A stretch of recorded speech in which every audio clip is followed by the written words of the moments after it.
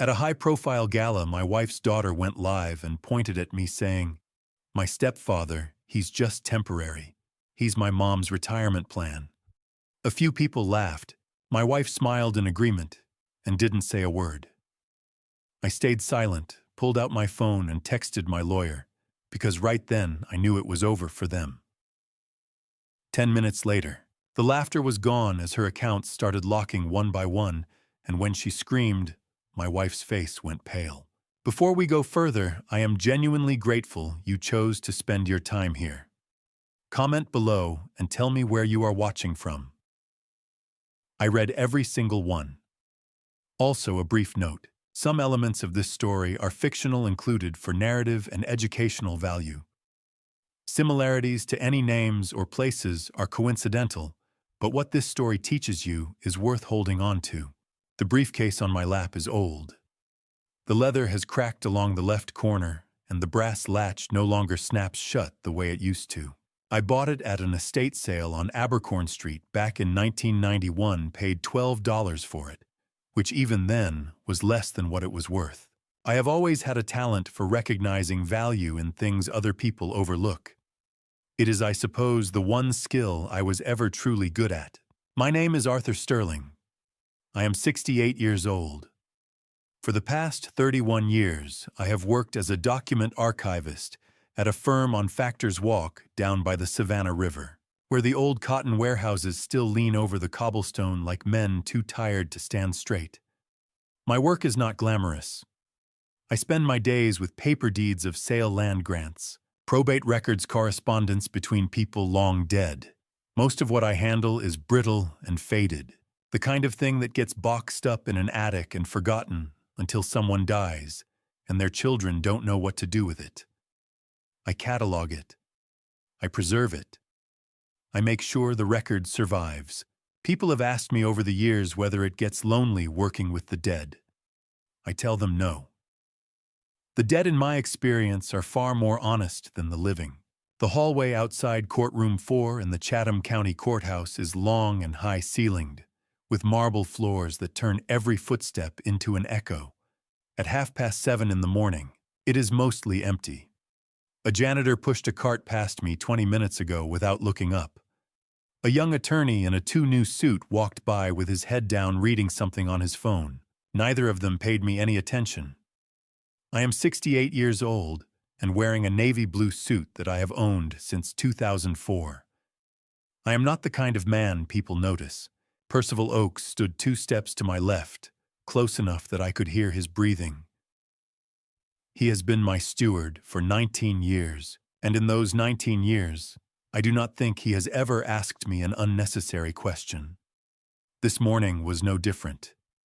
He did not ask how I was feeling. He did not ask if I was ready. He simply stood there, hands folded in front of him, and let the silence be what it needed to be. I looked down at the briefcase. Inside it were 5 years of work. Bank statements, surveillance logs, notarized affidavits, pharmaceutical records, property filings, and a chain of custody report that Julian Thorne had spent the better part of 4 months assembling with the kind of precision that would have made a federal prosecutor envious. There were photographs. There were recordings, audio and video, all obtained through legal means, all properly documented. There was a letter handwritten that I had composed on a Tuesday evening in October of 2024, when I was reasonably certain things were going the way I intended, and I allowed myself just briefly to feel something close to relief. 5 years of work contained in a cracked leather briefcase that cost $12. Outside the tall window at the end of the hallway, I could see one of Savannah's old live oaks. It was a large tree, its branches strung with Spanish moss that moved slowly in the January wind, like the fringe of a curtain pulled by a draft from under a door. The sky behind it was the color of pewter, cold light, the kind of morning that does not offer warmth, only visibility. I have lived in Savannah for 43 years. I came here from Athens, Georgia at 25, after finishing my graduate studies at the University of Georgia, and I never left. I built my life here slowly and quietly, the firm on Factors Walk, the house on the south side of Forsyth Park, The years of work that most people would call unremarkable, and that I would call exactly what I intended them to be. Stirling Manor is a Greek revival house built in 1847. Its ceilings are 14 feet high. Its floors are heart pine dark with age. I have lived in it for 30 years, and for most of those years, it was the one place on earth where I felt entirely like myself. Preston Thorne felt the same way about it. He used to say that a house like that had memory built into its walls, that if you were quiet enough, you could still hear the arguments and the celebrations and the ordinary Tuesday evenings that had soaked into the plaster over 150 years. Preston believed that. He was the kind of man who believed that places remembered things even when people forgot. Preston has been dead for 18 years. I heard footsteps at the far end of the hallway, not the shuffling pace of the janitor or the hurried clip of the young attorney. These were deliberate steps, evenly spaced. The footsteps of a man who has walked into difficult rooms his entire professional life and has long since stopped dreading it. I did not need to look up to know who it was. Detective Miles Quarry of the Savannah-Chatham Metropolitan Police Department has a particular way of moving through a space. He occupies it without ceremony. He arrived at the bench where I was seated, glanced down at the briefcase, then at me, and said nothing for a moment. Then he said, "How are you holding up, Mr. Stirling?" "Fine," I told him. He nodded once, as though that was the answer he expected, and took a seat on the far end of the bench. He was not there to comfort me. He was there because the case that had consumed the last 14 months of his professional life was about to reach its conclusion. And Miles Quarry was not the kind of man who waited for that sort of thing anywhere other than where it was happening. I looked back down at the briefcase and rested my palm flat against the leather. People have asked me, journalists mostly, and a few acquaintances who have known me long enough to feel entitled to the question why I did it. Why a 68-year-old man would choose to spend 5 years of his life this way. Why I would marry someone I despised. Why I would invite that kind of darkness into a house that had already seen too much of it. The answer is not simple, it never was. But if you want to understand it, if you truly want to understand what brought all of us to this hallway on a gray January morning in Savannah, then you have to go back. Not to 2020, when I first made the decision. Not to 2019, when I first saw Eleanor's face at an auction on the south side of the city. You have to go back to October of 2006, to a staircase inside Stirling Manor, on a night when the moss on the oaks was dark with rain, and Preston Thorne, the best friend I ever had, took his last breath while I was still 20 minutes away. That is where this story begins. That is the only place it could begin. Memory has a smell. Whenever I drift back to October 14th, 2006, the first thing that reaches me is not an image or a sound. It is cold coffee, a mug left forgotten on the kitchen counter of Stirling Manor sometime around 9 that evening, abandoned because I had gone back to my desk to finish cataloging a set of land deeds. The phone rang at 11:12. I know the exact time because I looked at the old Seth Thomas regulator on the kitchen wall when I stood to answer it. The voice on the other end was young and slightly unsteady. "Mr. Stirling, this is Detective Miles Quarry, Savannah-Chatham Metro. I'm calling about Preston Thorne. Preston and I had been friends for 41 years. We met during our first week at the University of Georgia in the fall of 1965, in a survey course on American history that neither of us particularly wanted to take. He borrowed a pen from me because he had forgotten his. He never gave it back. I never asked. By the time the semester ended, he was the closest friend I had ever had. Preston ran Thorne Properties, a real estate development firm here in Savannah, with a portfolio worth roughly $8.5 million at the time of his death. He was generous to a fault, the kind of generous that made practical people uneasy because it left no room for suspicion. He trusted people at their word. He believed in the most earnest way that most people were doing their best. That was the thing about Preston I loved most. It was also the thing that killed him. He met Eleanor at the Telfair Museums in the spring of 2004. She was dressed in that particular shade of gray suggesting recent grief, without stating it outright, composed a little sad, and standing very still in front of a painting, as though she had nowhere else to be. Preston told me about her the following week over lunch on River Street. I remember thinking, even then, the composed and sad in combination deserved more scrutiny than admiration. I said nothing. I had no grounds for a warning based on instinct alone. Over the next 18 months, Eleanor made herself indispensable. She never asked for money directly. She constructed instead a series of small situations in which Preston's generosity was the natural solution to a problem that only appeared accidental. By the time he proposed to her in November of 2005, she had already worked her way into his financial affairs in ways I did not fully understand until much later. What none of us knew was that Eleanor had done this before. Her first husband, a retired contractor from Beaufort, South Carolina, had died 14 months into their marriage. His estate, valued at approximately $2.3 million, had passed to Eleanor through documents that contained, for anyone looking carefully enough, inconsistencies that should have raised serious questions. No one had been looking carefully enough. Preston started looking in August of 2006. By early October, he had retained Gerald Foss, a licensed private investigator out of Augusta, who had confirmed enough of Preston's suspicions to constitute a file. Preston had given himself a deadline: he would bring everything to the Chatham County Sheriff's Office within 72 hours. Eleanor found out. I have spent 18 years wondering how. I have settled on the simplest answer she had never stopped watching. A woman who plans the way Eleanor plans does not let her guard down simply because she feels secure. She monitors the environment, especially then. The medical examiner listed cause of death as blunt force head trauma consistent with a fall.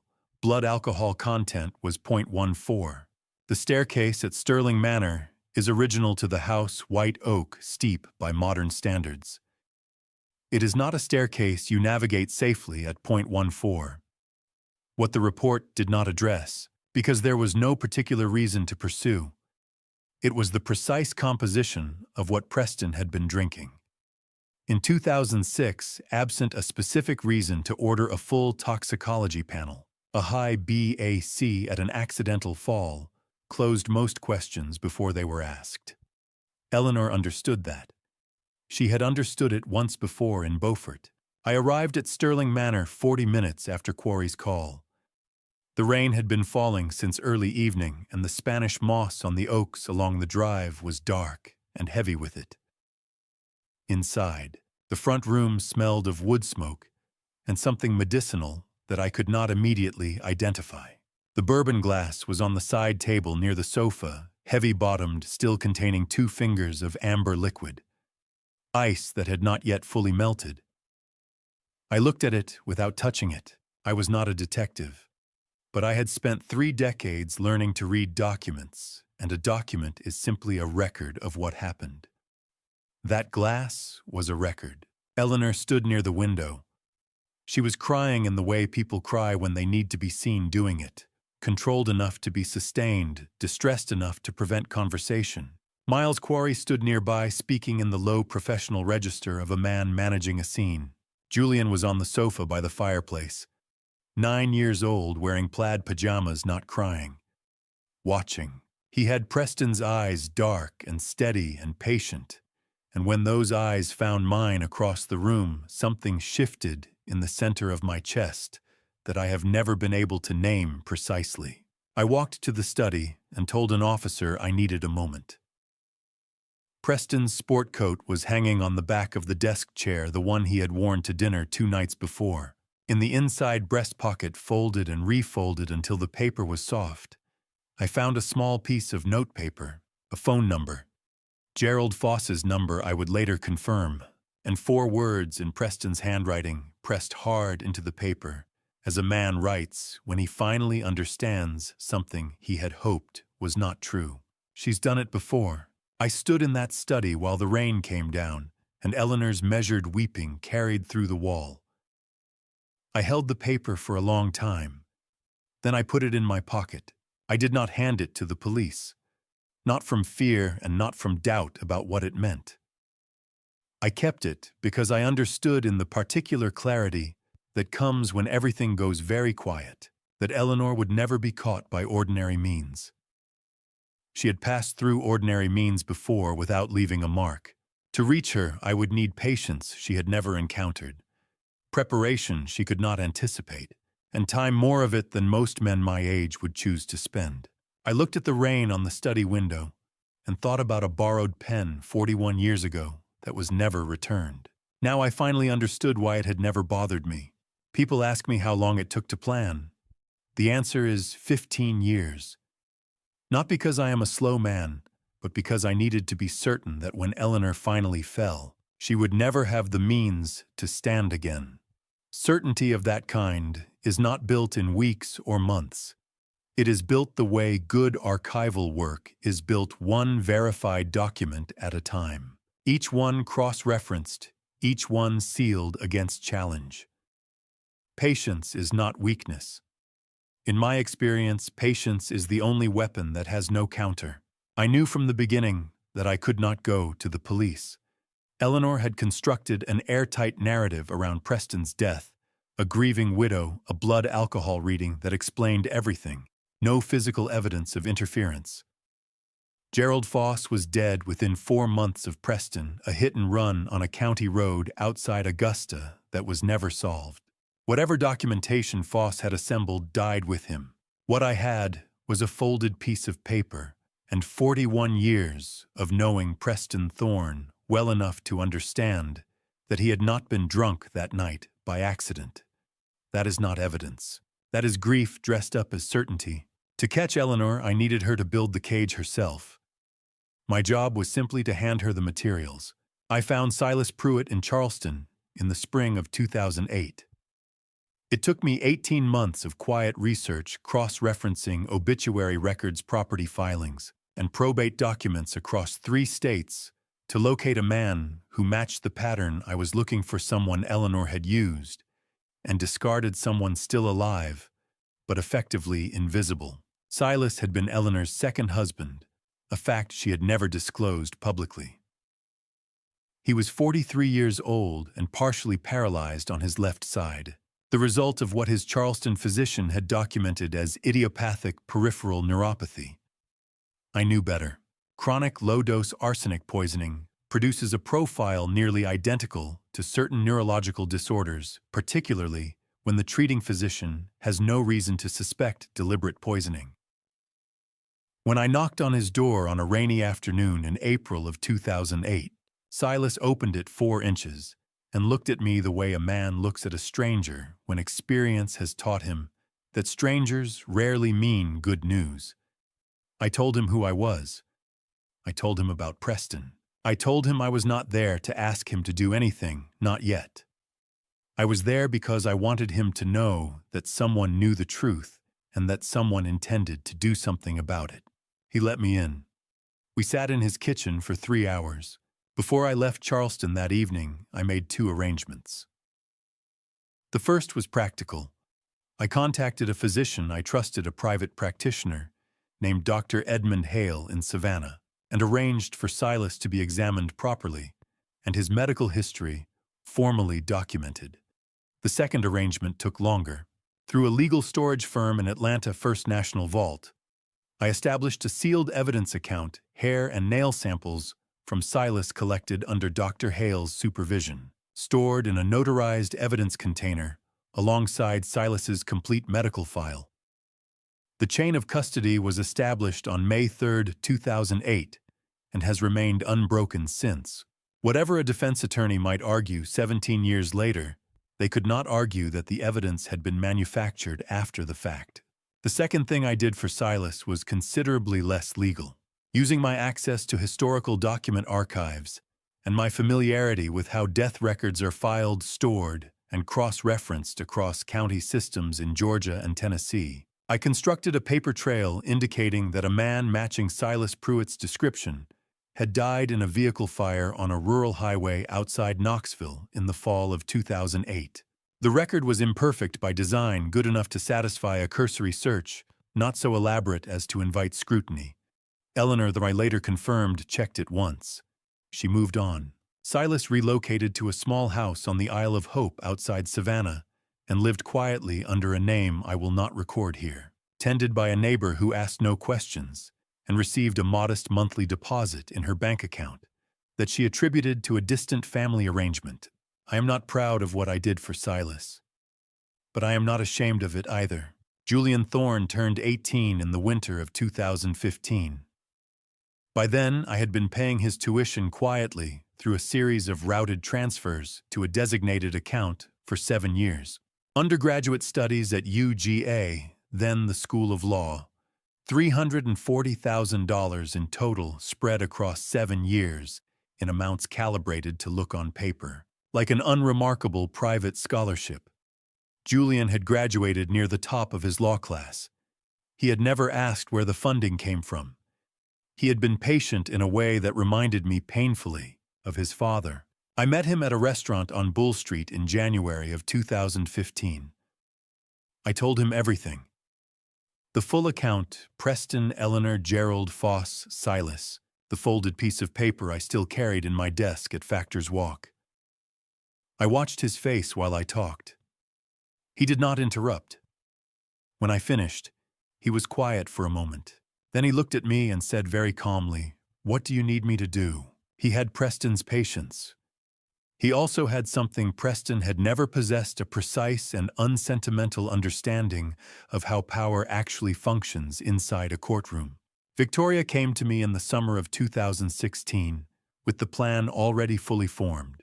My daughter has always been 3 steps ahead of any room she walks into, a quality she did not inherit from me, but that I have always recognized as the most valuable thing she owns. She laid it out.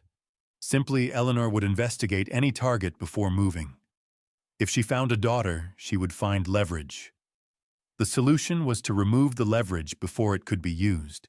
A mountaineering accident in Nepal, a remote trail in the Annapurna region, documented with the appropriate permits, and an expedition log that placed Victoria at elevation when weather conditions turned severe. No body recovered. The terrain made that plausible. A presumptive death certificate filed in Chatham County. Victoria Sterling, age 23, lost on September 4, 2016. On every public record that Eleanor would ever have access to, I became a man who had outlived his only child. Victoria Mercer. Her mother's maiden name, legally assumed through a court filing in a different jurisdiction, continued her work in cybersecurity without interruption. We communicated through means I will not specify. She attended no family events. She sent no cards. For 3 years, she did not exist to anyone who might be watching. I will not pretend that was easy. I will only say that it was necessary. Silas had asked me that first evening in his Charleston kitchen how long it would take. I had not answered immediately. I looked out his window at the Cooper River moving silently in the April dark, and I thought about Preston. Then I said, "Long enough to be certain." That was 2008. 11 years passed before I was ready. And before I could take the first step toward Eleanor, I had to do the hardest thing I have ever done, disappear from the life of the person I loved most, so that she would be invisible to an enemy who did not yet know she existed. I had studied Eleanor Vane for 13 years before I saw her in person. I had read every document that bore her name, every property filing, every probate record, every newspaper mention. I had assembled a portrait of her, built entirely from paper, the way I had always understood people best. But paper is flat. It does not breathe. It does not move through a room. The Telfair Museum's Spring Gala, April of 2019. The Rotunda Gallery was warm with candlelight, and the particular kind of conversation that happens when wealthy people are comfortable enough to stop performing and simply exist among their own. I arrived at 8:15, accepted a glass of champagne. I had no intention of drinking, and positioned myself near the east wall, where I could see the full length of the room without appearing to watch anything at all. Eleanor arrived at 8:40. She was 50 years old, and carried it with the kind of ease that is not accidental. It is the result of knowing for a very long time exactly the effect you produce when you enter a space.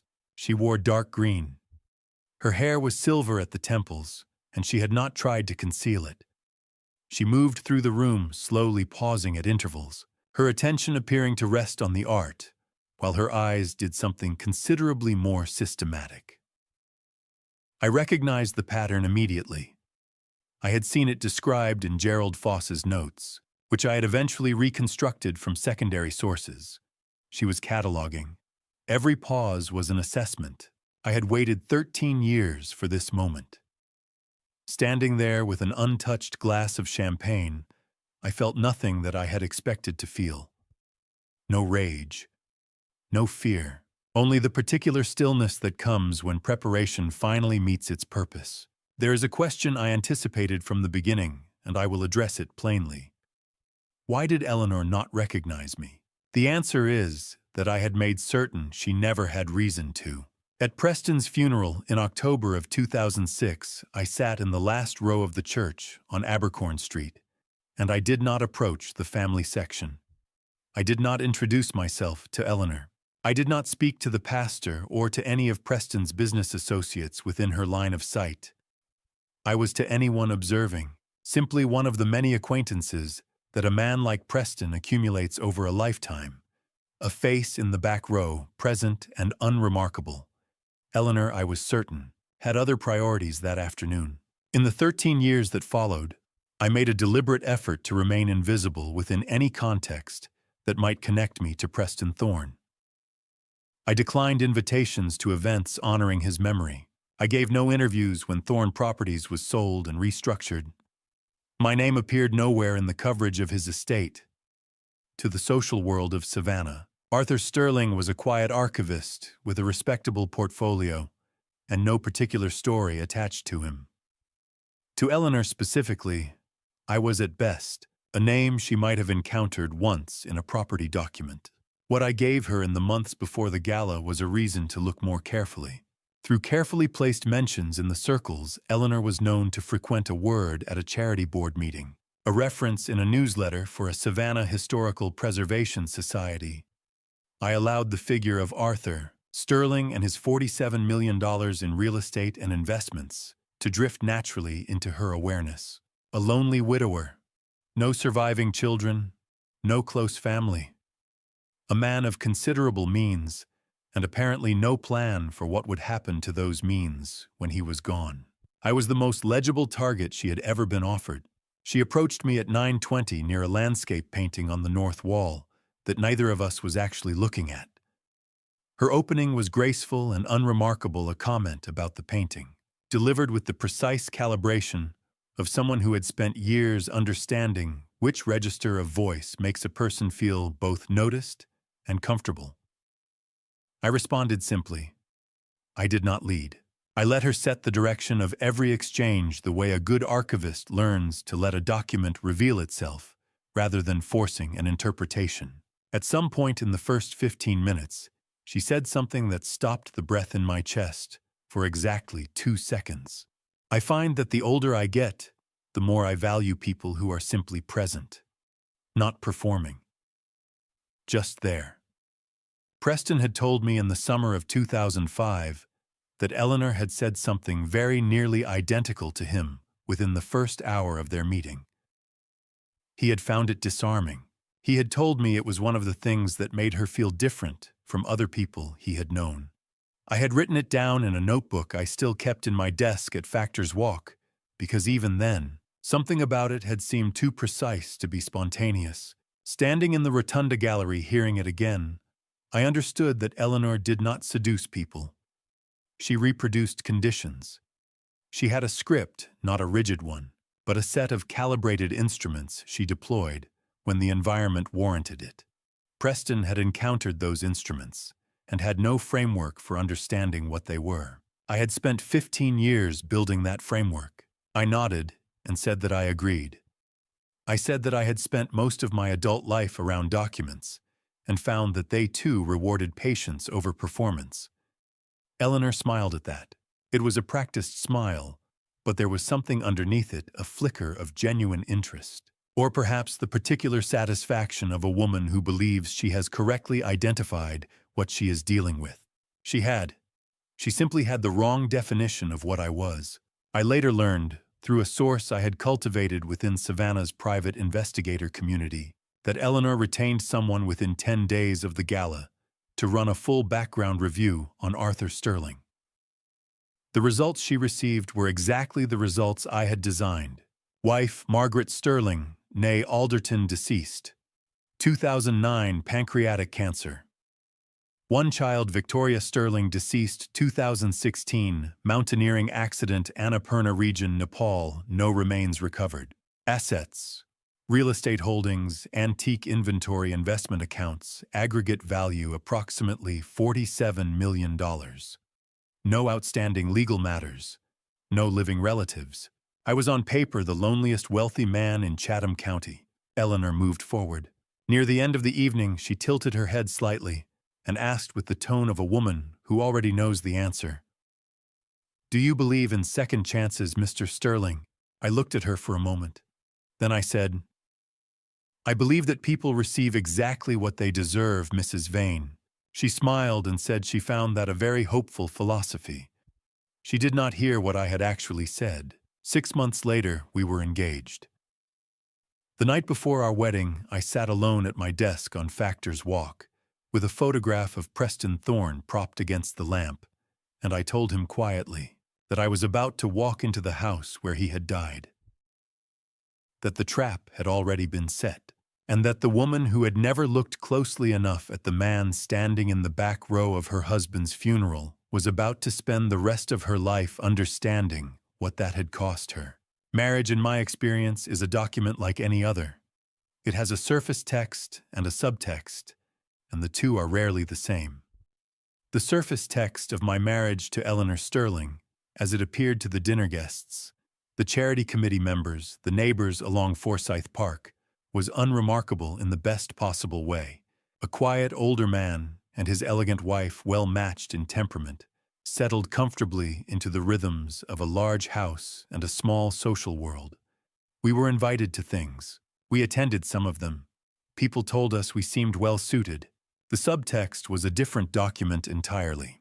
Chloe arrived at Sterling Manor in January of 2023, weeks after the wedding, with 6 suitcases and the absolute certainty of a person who has never once been required to make herself agreeable to anyone she did not choose.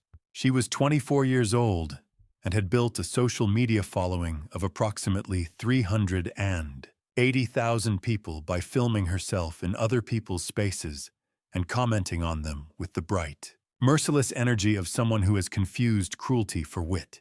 Within her first week, she filmed a walkthrough of Sterling Manor's library, 1,400 books, some of them dating to the early 19th century, and described it on camera as the world's saddest hoard. She referred to me in the third person in my own house as the old man. Not unkindly exactly. With the particular indifference of someone who does not consider you worth the effort of unkindness, I catalogued her behavior the way I catalog everything, methodically, without judgment, and with the understanding that documentation is not the same as reaction.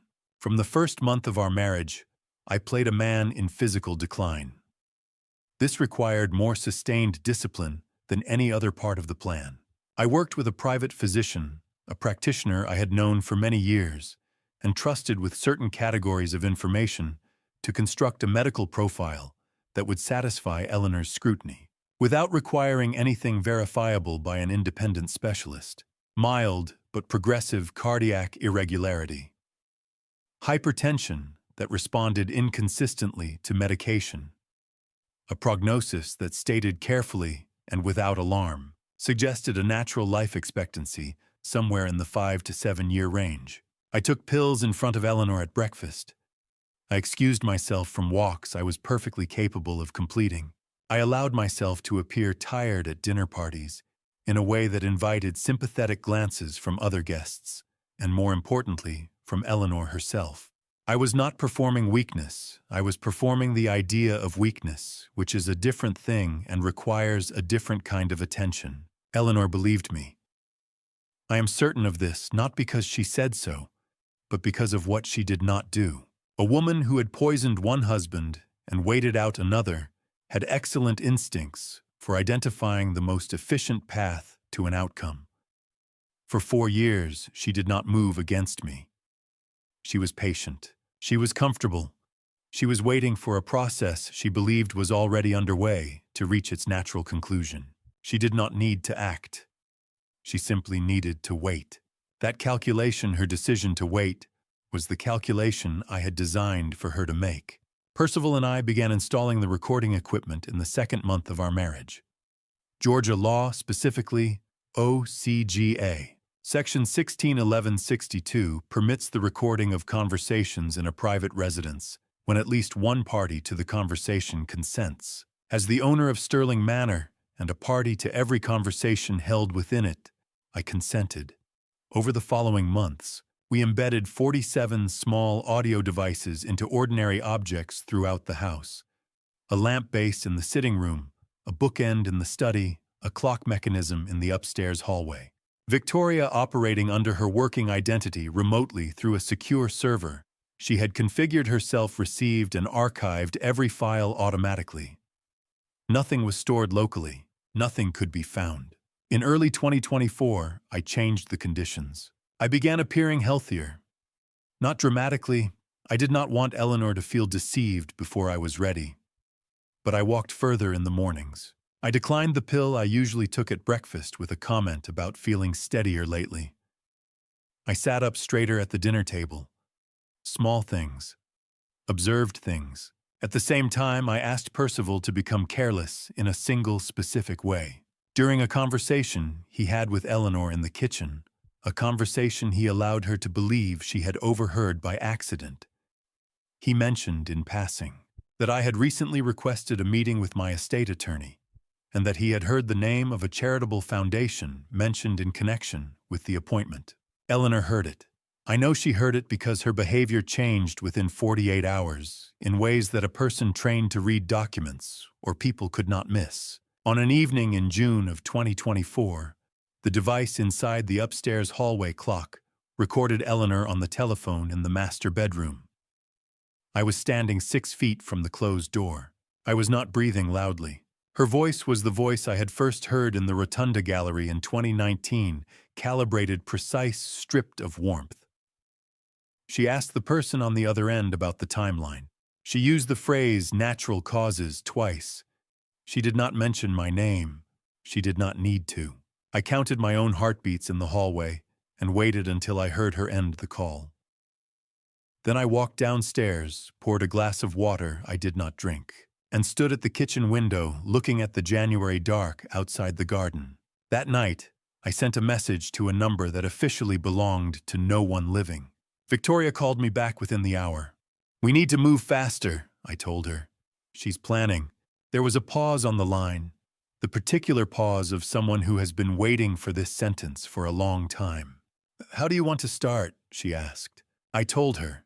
Before we could reach Eleanor, we needed Chloe to make a mistake. A public one large enough and documented enough to begin pulling the foundation out from under both of them. And I already knew exactly where Chloe was most likely to make it. The Telfair Museums in September look the way Savannah always promises to look and rarely delivers all at once, warm light coming through tall windows. A string quartet playing something unhurried near the east wall. The smell of magnolia drifting in from the garden every time a door opened onto the terrace. 200 guests in evening clothes, the kind of crowd that knows how to occupy a beautiful room without disturbing it. I had attended this gala every year for 2 decades. I had served on the Telfair board since 2004. I knew the caterers by name and the parking arrangements by habit, and I knew standing near the entrance at 8 o'clock on a Thursday evening in September of 2024 that I was not here for the art or the conversation. I was here because this was the room where Chloe would make her mistake. She had been live streaming since before we arrived. I had watched her in the car, Eleanor in the front seat, speaking quietly with the driver, Chloe in the back, with her phone at arm's length, narrating the evening to an audience I gathered numbered somewhere in the mid-hundreds of thousands. She described the drive through Forsyth Park. She described her dress. She described Sterling Manor, which she called the family estate, without any indication that the estate in question belonged to a man she had publicly referred to, on at least 3 documented occasions, as a temporary arrangement. Inside the rotunda gallery, she continued. She moved through the room with the particular confidence of someone who believes the camera in their hand makes them the most interesting object in any space they enter. She stopped at a Telfair landscape and filmed it for 11 seconds before moving on. She filmed the champagne. She filmed herself accepting it. I found a position near the north wall where I could observe the room without appearing to do so, a skill I had developed over 30 years of working in archives, where the ability to be present without being noticed is professionally essential. Percival stood 20 feet to my left, near the catering station, with the expression of a man waiting for nothing in particular. The moment came at approximately 9 o'clock. A woman I recognized, a board member's wife named Carolyn, pleasant and unremarkable in equal measure, stopped Chloe near the center of the room. I could not hear the exchange from where I stood, but I could read the direction of it. Carolyn gestured toward me, clearly asking something in my direction. Chloe followed her gesture with a glance, then turned back to Carolyn with a smile. What she said next, she said to a live streaming camera with approximately 340,000 viewers and 1 investigative journalist standing close enough to catch every word without straining. Oh, him. He's just an old man who collects dust and old paper. He's my mother's retirement plan. The group around her, 4 people, 2 of whom I had never seen before, laughed with the ease of an audience that has been given permission to laugh. Chloe moved on without looking in my direction again. Willa Sorrento was standing 6 feet from Chloe when it happened. I had not arranged for Willa to be there. She covered Savannah society and arts events as a matter of professional routine, and the Telfair Gala was exactly the kind of thing she attended without being asked.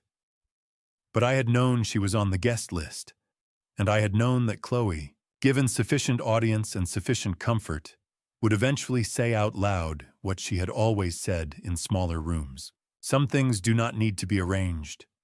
They only need to be anticipated. I stood at the north wall and watched it happen, and felt nothing that I allowed to reach my face. Julian arrived at 9:20. I had not seen him in person for 6 weeks, and the particular quality of his stillness, Preston's stillness, the same patience worn on a younger frame, steadied something in me that the previous hour had made unsteady. He entered through the main gallery doors in a dark suit, accepted a glass of water from a passing tray, and began moving through the room with the unhurried manner of a man who belongs somewhere and knows it. He reached Chloe at 9:31. I watched him introduce himself, a slight inclination of the head, a card produced from his jacket pocket with the economy of motion that lawyers develop when they have learned that confidence is most effective when it is quiet. Chloe's posture changed within 15 seconds. The camera came down. She turned to face him with the full attention she had not given a single other person in the room that evening. Julian Thorne, the card said, was a partner at a firm on Bull Street, specializing in brand development and talent contracts. He told her I could read enough of it from the distance, an interest in working with content creators who had outgrown their current representation. Chloe had outgrown her current representation. She had in fact been discussing the problem with Eleanor for the better part of 6 months. Julian said the right things in the right order. He had always been good at that. Eleanor was standing near the far end of the room when Julian and Chloe began their conversation. I watched her notice it, a brief shift of attention, a moment of assessment, and then a small expression of satisfaction. She saw what she expected to see her daughter networking with an attractive and apparently successful professional. She turned back to her own conversation. She did not recognize Julian. There was no reason she would. He had been 9 years old and sitting in pajamas on a sofa the last time they were in the same room together. And in the intervening 25 years, he had chosen quietly and deliberately to reclaim his father's surname The one name Eleanor had never thought to connect to the 9-year-old boy she had left sitting on a sofa in plaid pajamas the night Preston died, and built a career in a city Eleanor had never had occasion to investigate closely. At 9:45, I set my champagne glass down on a passing tray and walked toward the terrace doors. Percival fell into step beside me without being summoned. Outside, the garden was cooler than the gallery, and the magnolia smell was stronger in the open air. The sounds of the party came through the glass behind us, muffled and warm. I did not look back immediately.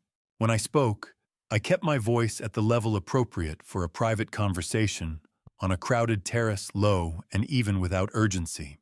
"She called Victoria," I said. "Tell her the clock starts tonight." Percival nodded once and said nothing. I stood at the terrace door for a long moment before going back inside.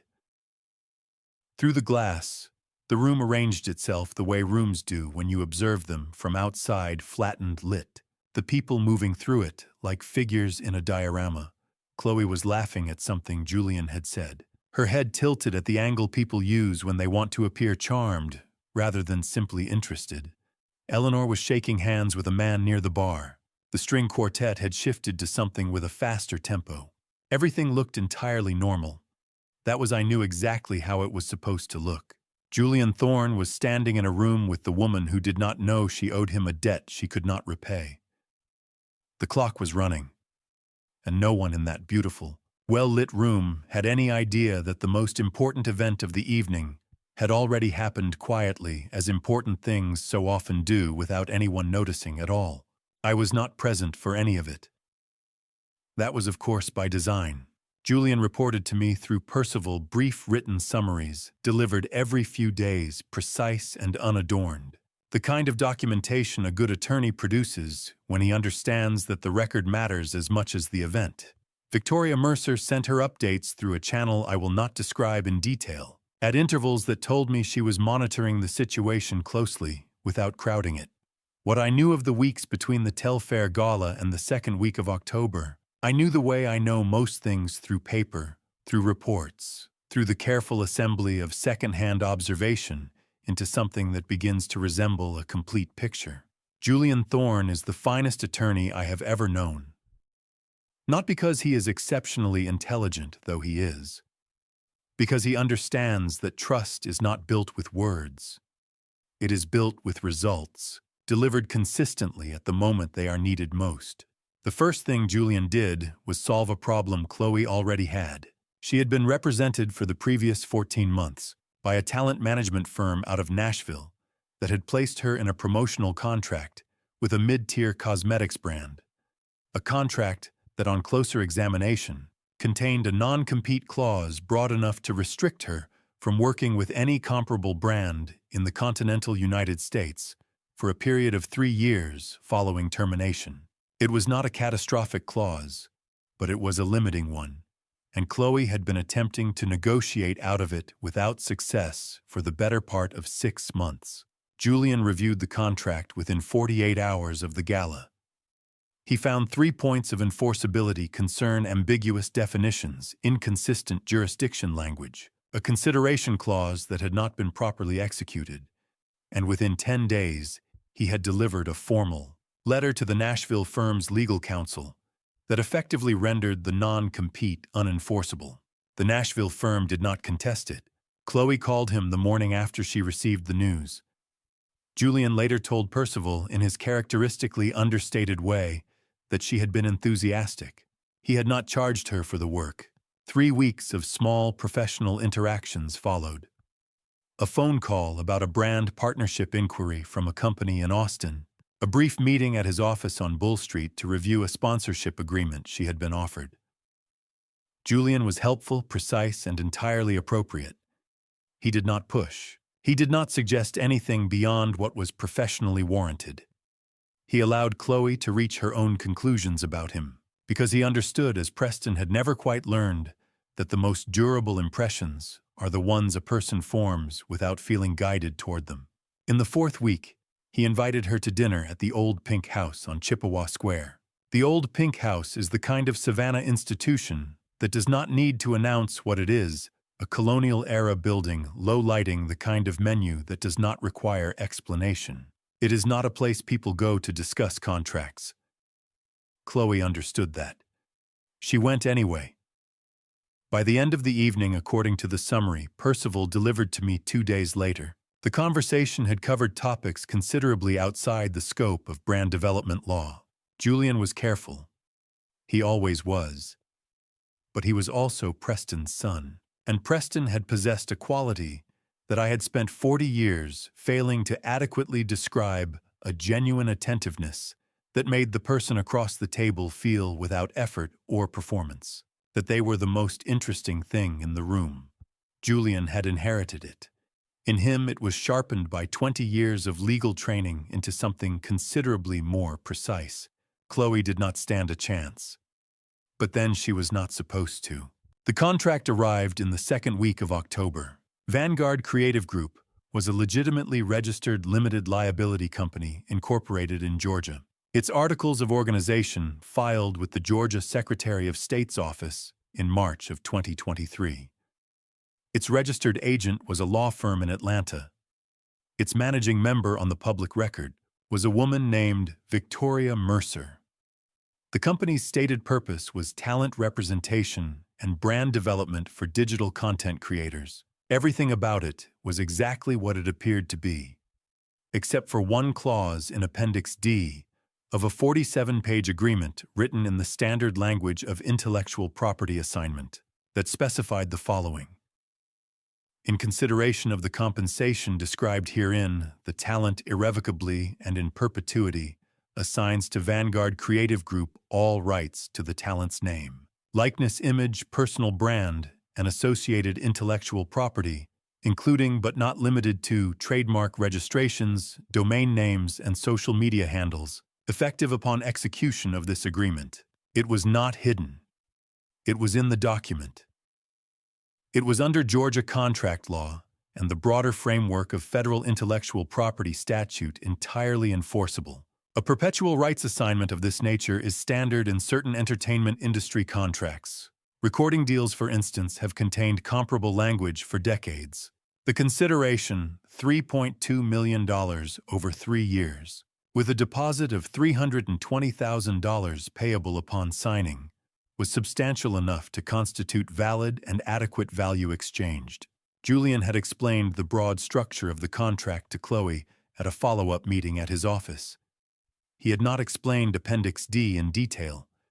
He had provided the document as required, with sufficient time for review. He had recommended, as he later confirmed in writing, that she consult independent counsel before signing. She had not consulted independent counsel. On the afternoon of October 11, 2024, Chloe Vane signed the Vanguard agreement at Julian's office on Bull Street, took a photograph of the deposit check, $320,000, made out in her name, and posted it to her account before she had left the building. The caption read, "New Era. Bigger moves. Stay tuned." Julian walked her to the elevator. He shook her hand. He went back to his office and sent a 2-word message to Victoria Mercer. It's done. Every time Julian looked at Chloe Vane, at her ease, her confidence, the way she moved through a room as though consequence was something that happened to other people. He thought about a man he had known only from photographs and from one careful, 3-hour conversation at a restaurant on Bull Street when he was 18 years old. He did not hate Chloe. Hating her would have required him to believe she understood what her mother had cost the world, and he did not believe that. She was careless and self-regarding and had never been given any particular reason to be otherwise. But he understood something that she did not. The children of people who do damage are not always innocent bystanders. Sometimes they are the mechanism through which the damage continues. And the price of that, when it finally came due, was not personal. It was contractual. Victoria's message reached me at Factor's Walk at 4:17 in the afternoon. I read it once, set the phone face down on my desk, and looked out the window at the river. The water was the color it always is in October, dark green, moving slowly, indifferent to everything happening along its banks. I thought about Preston for exactly as long as I allowed myself to think about him at any given moment. Then I stood up, put on my jacket, and began the drive back to Sterling Manor. Eleanor would be in the sitting room. She always was at that hour reading or appearing to read while she thought about things she did not discuss with me. I had watched her do it for 4 years, and understood in the way you understand a document you have studied carefully exactly what she was thinking about. She was thinking about timelines, about natural causes, about a man who had inconveniently begun to look healthier than his medical file suggested he should. She had been patient long enough. And somewhere in the sitting room of a house she had not paid for, she was deciding that patience was no longer the most efficient strategy available to her. I had studied Eleanor long enough to understand one fundamental truth about her. She does not act out of love, and she does not act out of patience alone. She acts when she sees an opening, a clear, unobstructed path between herself and what she wants. Every crime she had ever committed had been constructed around that principle. Preston had been an opening. Silas had been an opening. And I had spent 5 years making myself look like the most convenient opening she had ever been offered. In the 3rd week of October, I gave her the door and stepped deliberately through it. The morning of October 21st, I came downstairs at my usual time, crossed the front parlor of Sterling Manor, and allowed my left leg to buckle at the precise point I had selected 6 feet from the settee, close enough to the side table that the sound of my arm catching it would carry. Percival was in the hallway. He had been there since 7:15, waiting for the sound. He called emergency services at 8:43. His voice, when he spoke to the dispatcher, carried the exact quality of controlled alarm, appropriate to a man of his temperament, witnessing something frightening. He was not performing. Percival has never performed anything in his life. He was simply, as he always is, exactly what the situation required. Eleanor and Chloe arrived at Savannah Memorial 40 minutes after I did, the physician overseeing my care. A man I had known professionally for 11 years and trusted with a category of information that required both discretion and nerve had communicated my condition to the family in the manner we had discussed. Cautious, non-committal, weighted with the particular gravity that medical professionals deploy when they wish to convey seriousness without making claims they cannot later defend. He spoke of indicators and monitoring and uncertainty. He did not say stroke. He did not need to. Eleanor filled in the word herself, which was precisely the point. They sat in the room for 2 hours. Eleanor held my hand. Chloe sat near the window with her phone face down in her lap, a restraint that I suspected cost her considerably more effort than it appeared to. The nurses noted, to each other, and to the physician what attentive and concerned family members they were. I kept my eyes mostly closed and my breathing measured. I had been practicing the breathing for 3 weeks. They returned to Sterling Manor that evening. The recording devices in the sitting room and the upstairs hallway were operational, as they had been continuously for 4 years. What they captured between 9:45 and 11:30 that night required no interpretation. Eleanor spoke first, and she spoke with the efficiency of a person who has been waiting to have a particular conversation and is relieved to finally be having it. She discussed the structure of Arthur's holdings, the real estate portfolio, the investment accounts, the antique inventory at Factor's Walk, with an accuracy that confirmed she had been studying them for some time. She mentioned the name of my estate attorney unprompted. She used the phrase "the transition" 4 times in 40 minutes. Chloe asked at one point how long the process of transferring Sterling Manor's title typically took in Georgia. Eleanor told her calmly and correctly that it depended on the instruments in place, but that with the right authorizations, certain things could move quite quickly. I listened to the recording the following morning and felt nothing that surprised me. I had built the room they were speaking in. I had installed the device that captured them. I had engineered, over 5 years, every condition that had made that conversation feel to them like a private one. On the 3rd day, Eleanor arrived at the hospital with a manila folder. Inside, It was a durable power of attorney document, Georgia compliant, properly formatted, witnessed, and notarized. It was on its face exactly what it appeared to be, an instrument that would grant Eleanor authority to manage my financial and legal affairs during a period of incapacity. What she did not know was that Percival had substituted the folder on the bedside table before she entered the room. The document Arthur Sterling signed that morning with a trembling hand and a barely audible signature contained an automatic revocation clause, rendering it void after 30 days, drafted by Julian Thorne and reviewed by a second attorney in Charleston. More importantly, the assets Eleanor believed she was gaining access to had been placed in their entirety into an irrevocable trust in 2017, 3 years before our marriage. A power of attorney, regardless of its scope, has no authority over assets held in an irrevocable trust. Eleanor had studied my finances carefully. She had simply studied the version I had shown her. She left the hospital looking satisfied. I watched her go through half-closed eyes and said nothing. While I was in the hospital, Victoria Mercer was working.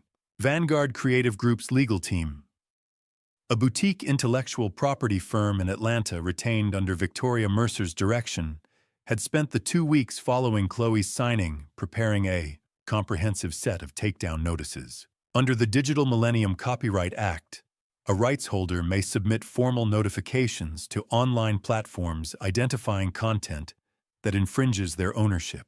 Vanguard now held perpetual rights to Chloe Vane's name likeness and associated brand identity. Every post Chloe had published after October 11th, the date of the contract's execution, constituted under the agreement's terms unauthorized use of intellectual property belonging to Vanguard. The notices went out on October 23rd.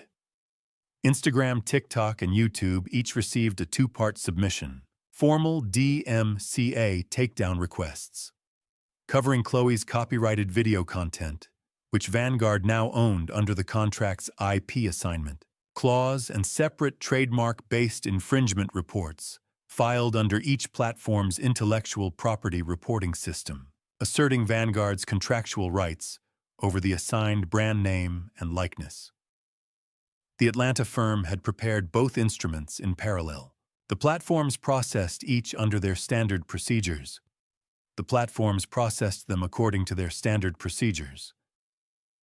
Within 72 hours, Chloe's accounts were restricted pending review.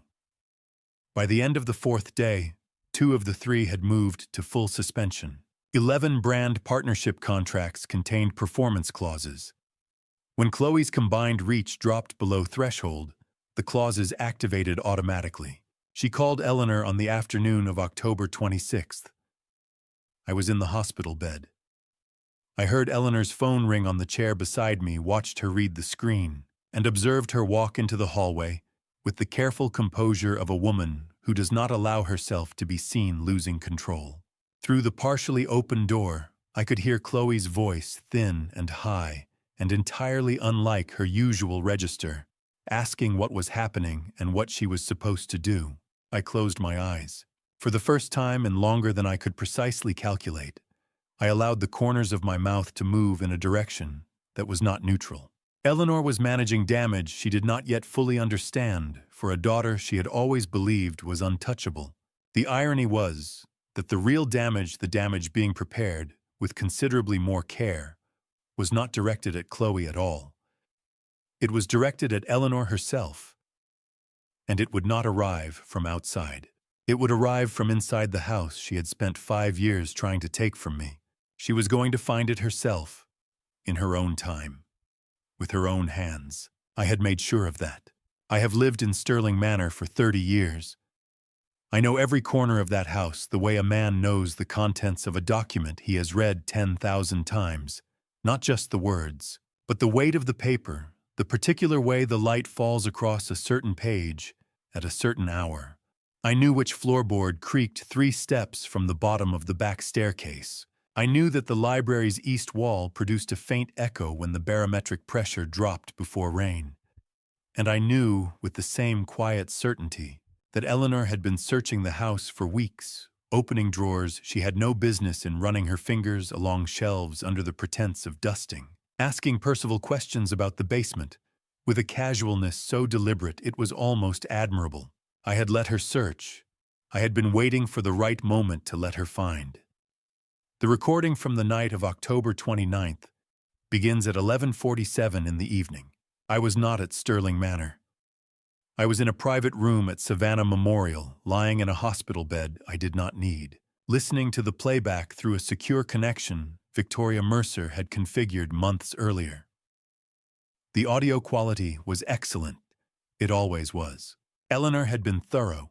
The devices in the sitting room captured her moving through the ground floor for nearly an hour before she reached the library, the sound of desk drawers opening and closing, the soft percussion of her fingers working methodically through files she had located in the cabinet behind the writing desk. She was looking for the will. She was looking for the trust documents. She was looking for anything that would tell her how much time she had left before Arthur Sterling's estate became something she could not touch. What she found instead was the library's east wall. Percival had left the house that afternoon on my instructions, and before departing, he had done one specific thing. He had replaced the third volume from the left.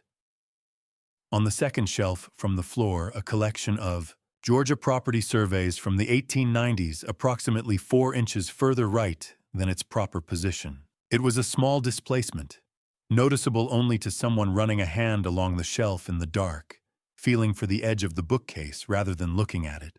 Eleanor found it at 12:31 in the morning, based on the timestamp of the recording device embedded in the clock on the library's mantel. The sound that follows on the recording is the soft mechanical release of a latch, then the groan of a door that opens on a descending staircase. She went down. I had spent 3 years preparing that room. Not decorating it, preparing it. Every document in it had been sourced, verified, and placed with the understanding that Eleanor would eventually stand in front of it, and that what she saw needed to be accurate enough to be undeniable, and complete enough to be devastating. The left wall held 3 accordion files, each labeled with a name. Her first husband, the contractor from Beaufort. A second man older from outside Charlotte, whom I had identified through probate records in 2011. Preston Thorne. Each file contained property documents, financial records, medical examiner reports, and where available, the investigative notes of private practitioners who had looked at these deaths and found them troubling without ever finding enough to act on. The right wall held 2 items. The first was a manila folder containing photographs of Silas Pruitt, not from 2006, but recent. Silas at the Isle of Hope house. Silas in the small garden he had planted in the years since Eleanor had last seen him. Alive plainly and documented. Beside the photographs was a medical summary prepared by Dr. Edmund Hale, identifying the source of Silas's neurological condition as chronic arsenic exposure, dated and signed and notarized in 2008. The second item on the right wall was a single file folder thicker than the others labeled in my handwriting, with Eleanor's full name and the year 1998. She had been 29 years old in 1998. I had wanted her to understand that I had known about her for longer than she had known about me. The center table held one additional item, a photograph unframed set face up under a small lamp I had left running. It was taken in Athens, Georgia in the spring of 1985. 2 men in their late 30s standing outside the main library on the UGA campus. They were not looking at the camera with particular seriousness. It had the quality of a photograph taken between other things, the way photographs taken by friends usually do. On the back, in ink that had faded but remained legible, was a caption in my own handwriting. Arthur Sterling and Preston Thorne. Athens, Georgia. April 1985. The recording captures what happens next with a precision I could not have scripted.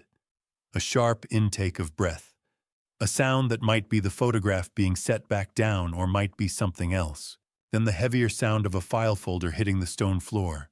Then nothing.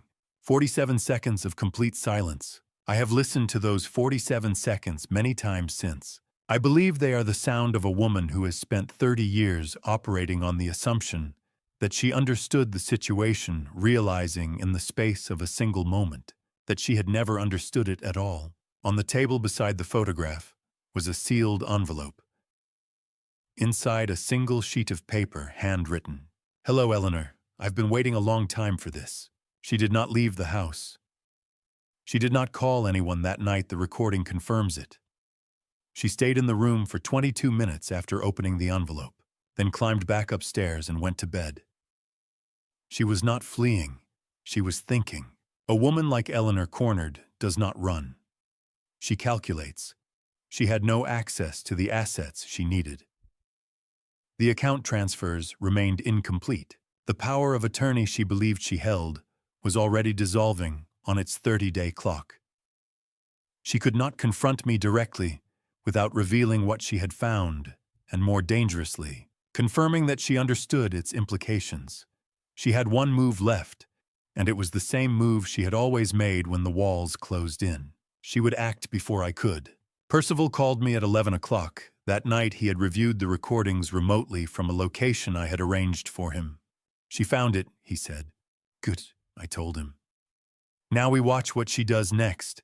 I set the phone down on the hospital bedside table and looked at the ceiling for a long time. I had spent 18 years building toward this. Eleanor now knew exactly who I was and exactly how long I had been watching, and knowing that being certain of it would push her toward the one action she believed she could still take cleanly. She was going to come back to that hospital room.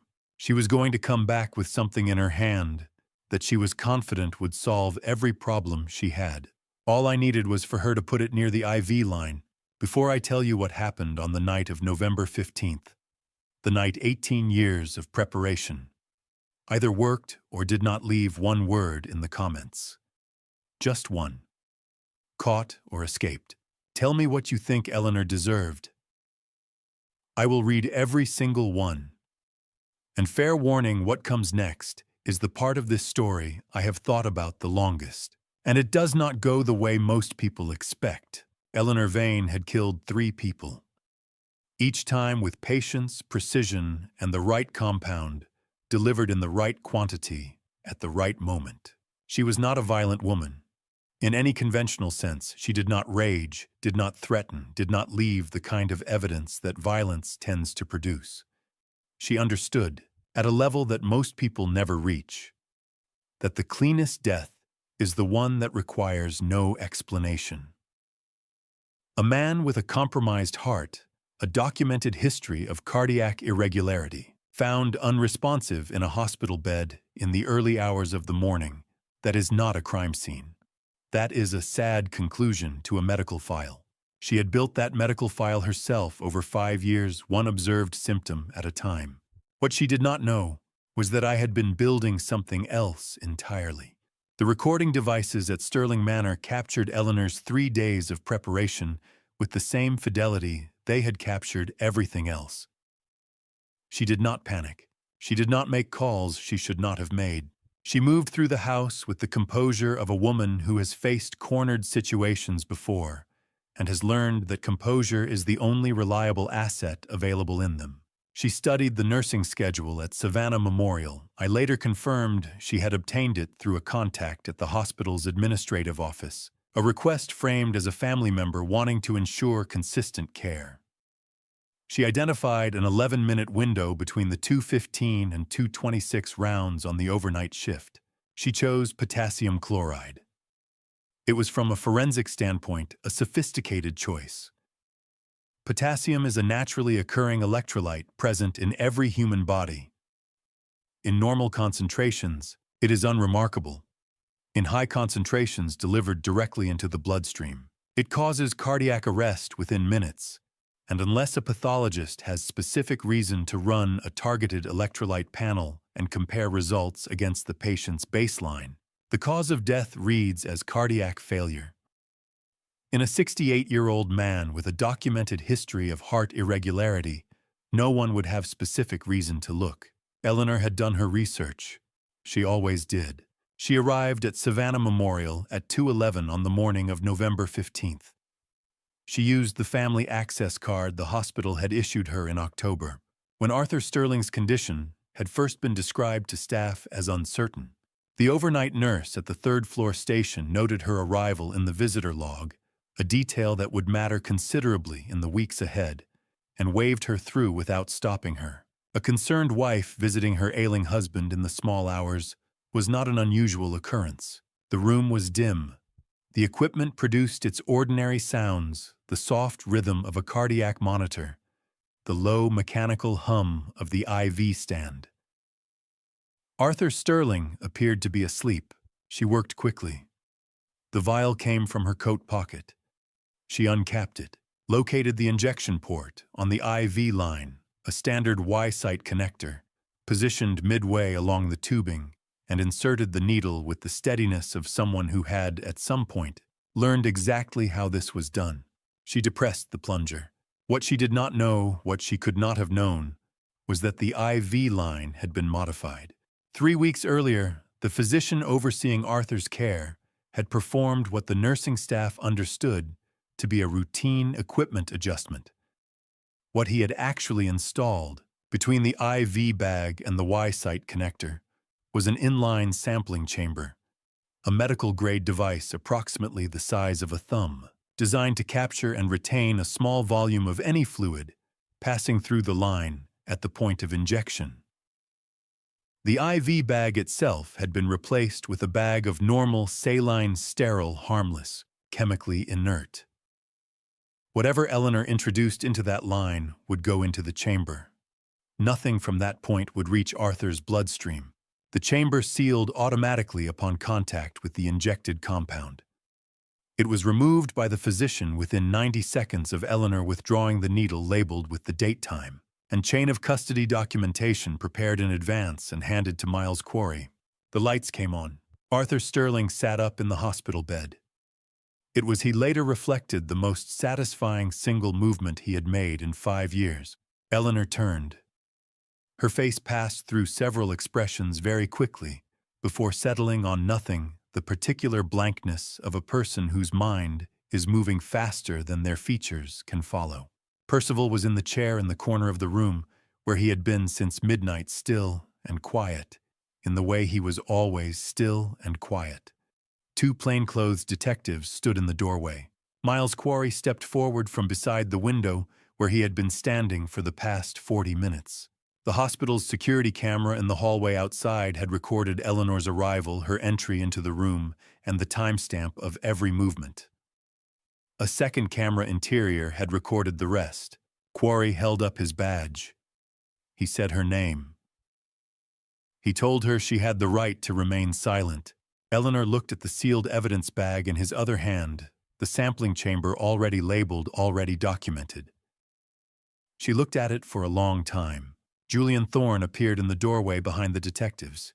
He was carrying 2 folders.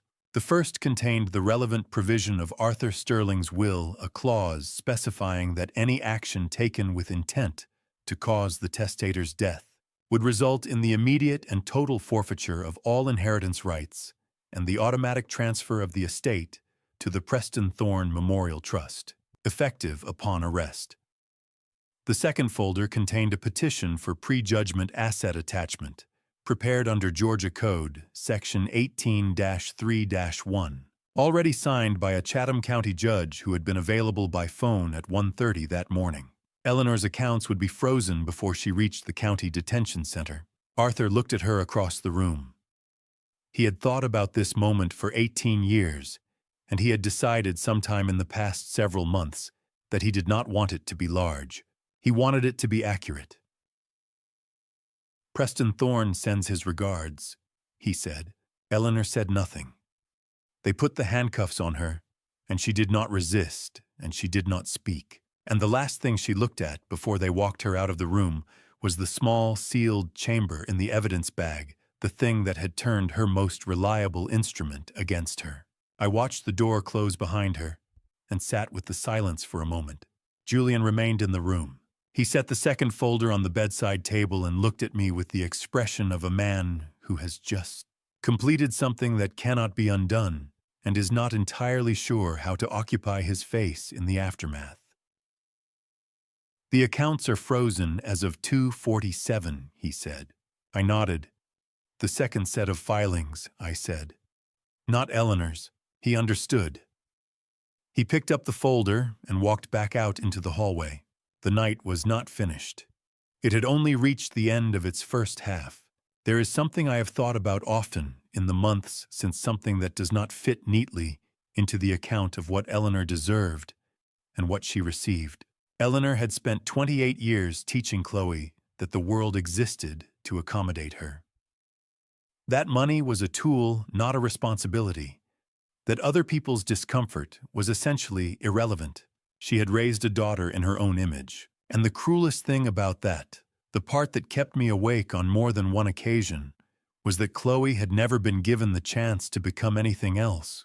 The disaster that arrived on the morning of November 16th was not only Eleanor's making, but Chloe would be the one standing in the wreckage. Willa Sorrento's article ran in the Savannah Morning News at 6:47 in the morning. It was thorough.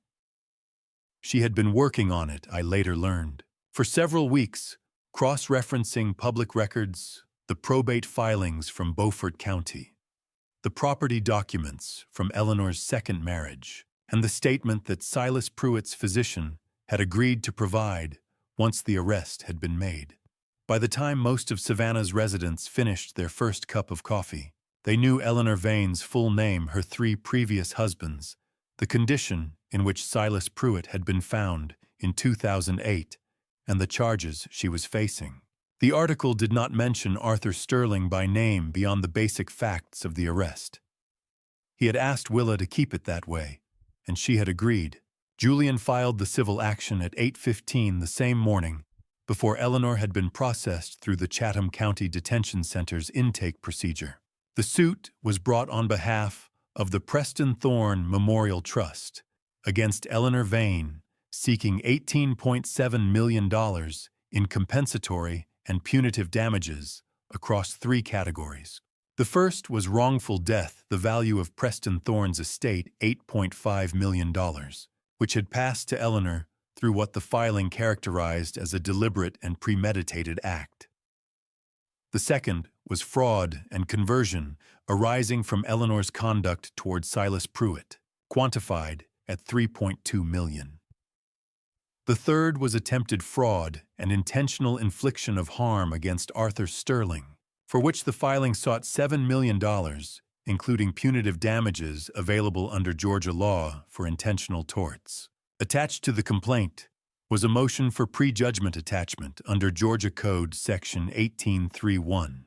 The logic of the motion was straightforward. To obtain a prejudgment attachment in Georgia, a plaintiff must demonstrate a valid claim, a reasonable basis to believe the defendant will dissipate or conceal assets before judgment can be enforced, and must post a bond to protect the defendant's interests if the attachment proves unwarranted. Julian had prepared the bond in advance. The basis for dissipation risk was, given that Eleanor had just been arrested for attempted murder, not difficult to establish. A Chatham County judge reviewed the motion at noon and signed the order at 12:41. By 1 o'clock in the afternoon, every financial account in Eleanor Vane's name-checking savings, 2 brokerage accounts, and a money market fund she had opened under a slightly different name variant in 2021 was frozen. She could not access a dollar of it. Vanguard Creative Group's legal team sent cease and desist letters to 14 companies the same afternoon. Each letter was addressed to the brand partnership contact on file, identified Vanguard as the exclusive rights holder to the name, likeness, and personal brand of Chloe Vane under the October agreement, and notified the recipient that any ongoing commercial arrangement with Chloe Vane constituted infringement of Vanguard's intellectual property rights. 11 of the 14 companies responded within 48 hours. 10 of them invoked the performance threshold clauses that had activated when Chloe's accounts were suspended in October, clauses that allowed them to terminate their contracts without penalty when a creator's reach fell below agreed minimums. One terminated on the basis of the cease and desist alone. The deposit Chloe had received upon signing $320,000 was subject to a liquidated damages provision in the Vanguard contract that Chloe had not read carefully. Vanguard retained it in full. By the end of the second day, Chloe Vane had no active brand partnerships, no accessible accounts on the platforms where her audience had lived, and no incoming revenue of any kind. Damon Voss had been waiting for a phone call for longer than most people wait for anything. I had reached out to him through an intermediary 3 weeks earlier, providing a summary of what Eleanor had done to him, what she had taken, and what was about to happen. I had also provided the name and direct contact information for Willa Sorrento. What Damon chose to do with that information was his own decision, made by a man who had spent years partially paralyzed and entirely without recourse. Watching the woman who had poisoned him live comfortably on money she had taken from people who trusted her. He called Willa on the afternoon of November 16th. They met in person 2 days later. He brought documentation, medical records, financial statements, correspondence that Willa would spend the following week verifying before publishing a second article that named Eleanor Vane not as a wife accused of attempted murder, but as a woman with a documented pattern of conduct spanning nearly 3 decades. Chloe called Julian's office 4 times between 9 in the morning and 2 in the afternoon on November 16th. Julian did not take the calls. His assistant noted each one and filed the records, as Julian had instructed. At 3:30, Chloe drove to Savannah. The gate at Sterling Manor was closed. Percival met her at the intercom, his voice carrying through the speaker with the same unhurried courtesy it always did, as though this were simply another ordinary exchange. "I'm sorry, Miss Vane," he said. "Mr. Sterling has asked me to let you know that this property is not available to you. If you have legal correspondence, I can accept it on his behalf." There was a long silence on the other end of the intercom. Chloe did not argue. She did not shout. She stood at the gate of a house she had called the family estate on camera to 340,000 people, and she had nothing to say to it. "Percival called me that evening." "She didn't say anything, sir. She just stood there." I set the phone down and looked at the wall for a moment. Chloe Vane was 28 years old and had just lost everything she thought she owned. But what she had not yet lost, what no one had yet taken from her, was the chance to understand why. There was still one person she had not spoken to. One person who would tell her the truth about Eleanor, about Preston, about what 28 years of being raised as Eleanor's instrument had actually cost her. That conversation was coming, and unlike everything else in this account, I had not planned it. I had simply left the door open, and I was waiting to see if she was willing to walk through it. Julian told me about it that evening, in the same precise, unadorned manner he used to report everything, facts, in order observations, where relevant. His own internal state mentioned only when I asked directly. I have reconstructed what follows from his account and from what I know of the 2 people in that room. Chloe arrived at the Bull Street office at 4:20 on a Thursday afternoon. She had not made an appointment. Julian's assistant had called back to ask if he wished to see her. Julian had said yes. She came in the way she always entered rooms, with the momentum of someone accustomed to being accommodated. She sat down across the desk without being invited to do so, set her bag on the chair beside her, and looked at Julian with the expression of a woman who has spent a difficult week reassembling her certainty and is not interested in having it questioned again. She wanted 2 things. She wanted Julian to identify a procedural defect in the Vanguard contract that would allow her to void it retroactively, and she wanted him to represent her in a civil action against Arthur Sterling for what she described with some precision of language as a coordinated campaign to destroy her livelihood and damage her reputation. Julian listened to her without interrupting. When she finished, he opened the desk drawer and took out a thin folder. He set it on the desk between them and did not open it. "Before we discuss your situation," he said, "there's something you need to know." Chloe looked at the folder. "What is that?" Julian opened it. Inside was a single photograph. Not a formal portrait, but the kind taken between other things with the unguarded quality of a moment that was not intended to be documented. A man in his mid-40s standing in front of a building with the name Thorne Properties visible on the glass behind him. He was looking slightly to the left of the camera and smiling at something outside the frame, the smile of a man in the middle of an ordinary good day. "Who is that?" Chloe asked. "His name was Preston Thorne," Julian said. "He was my father."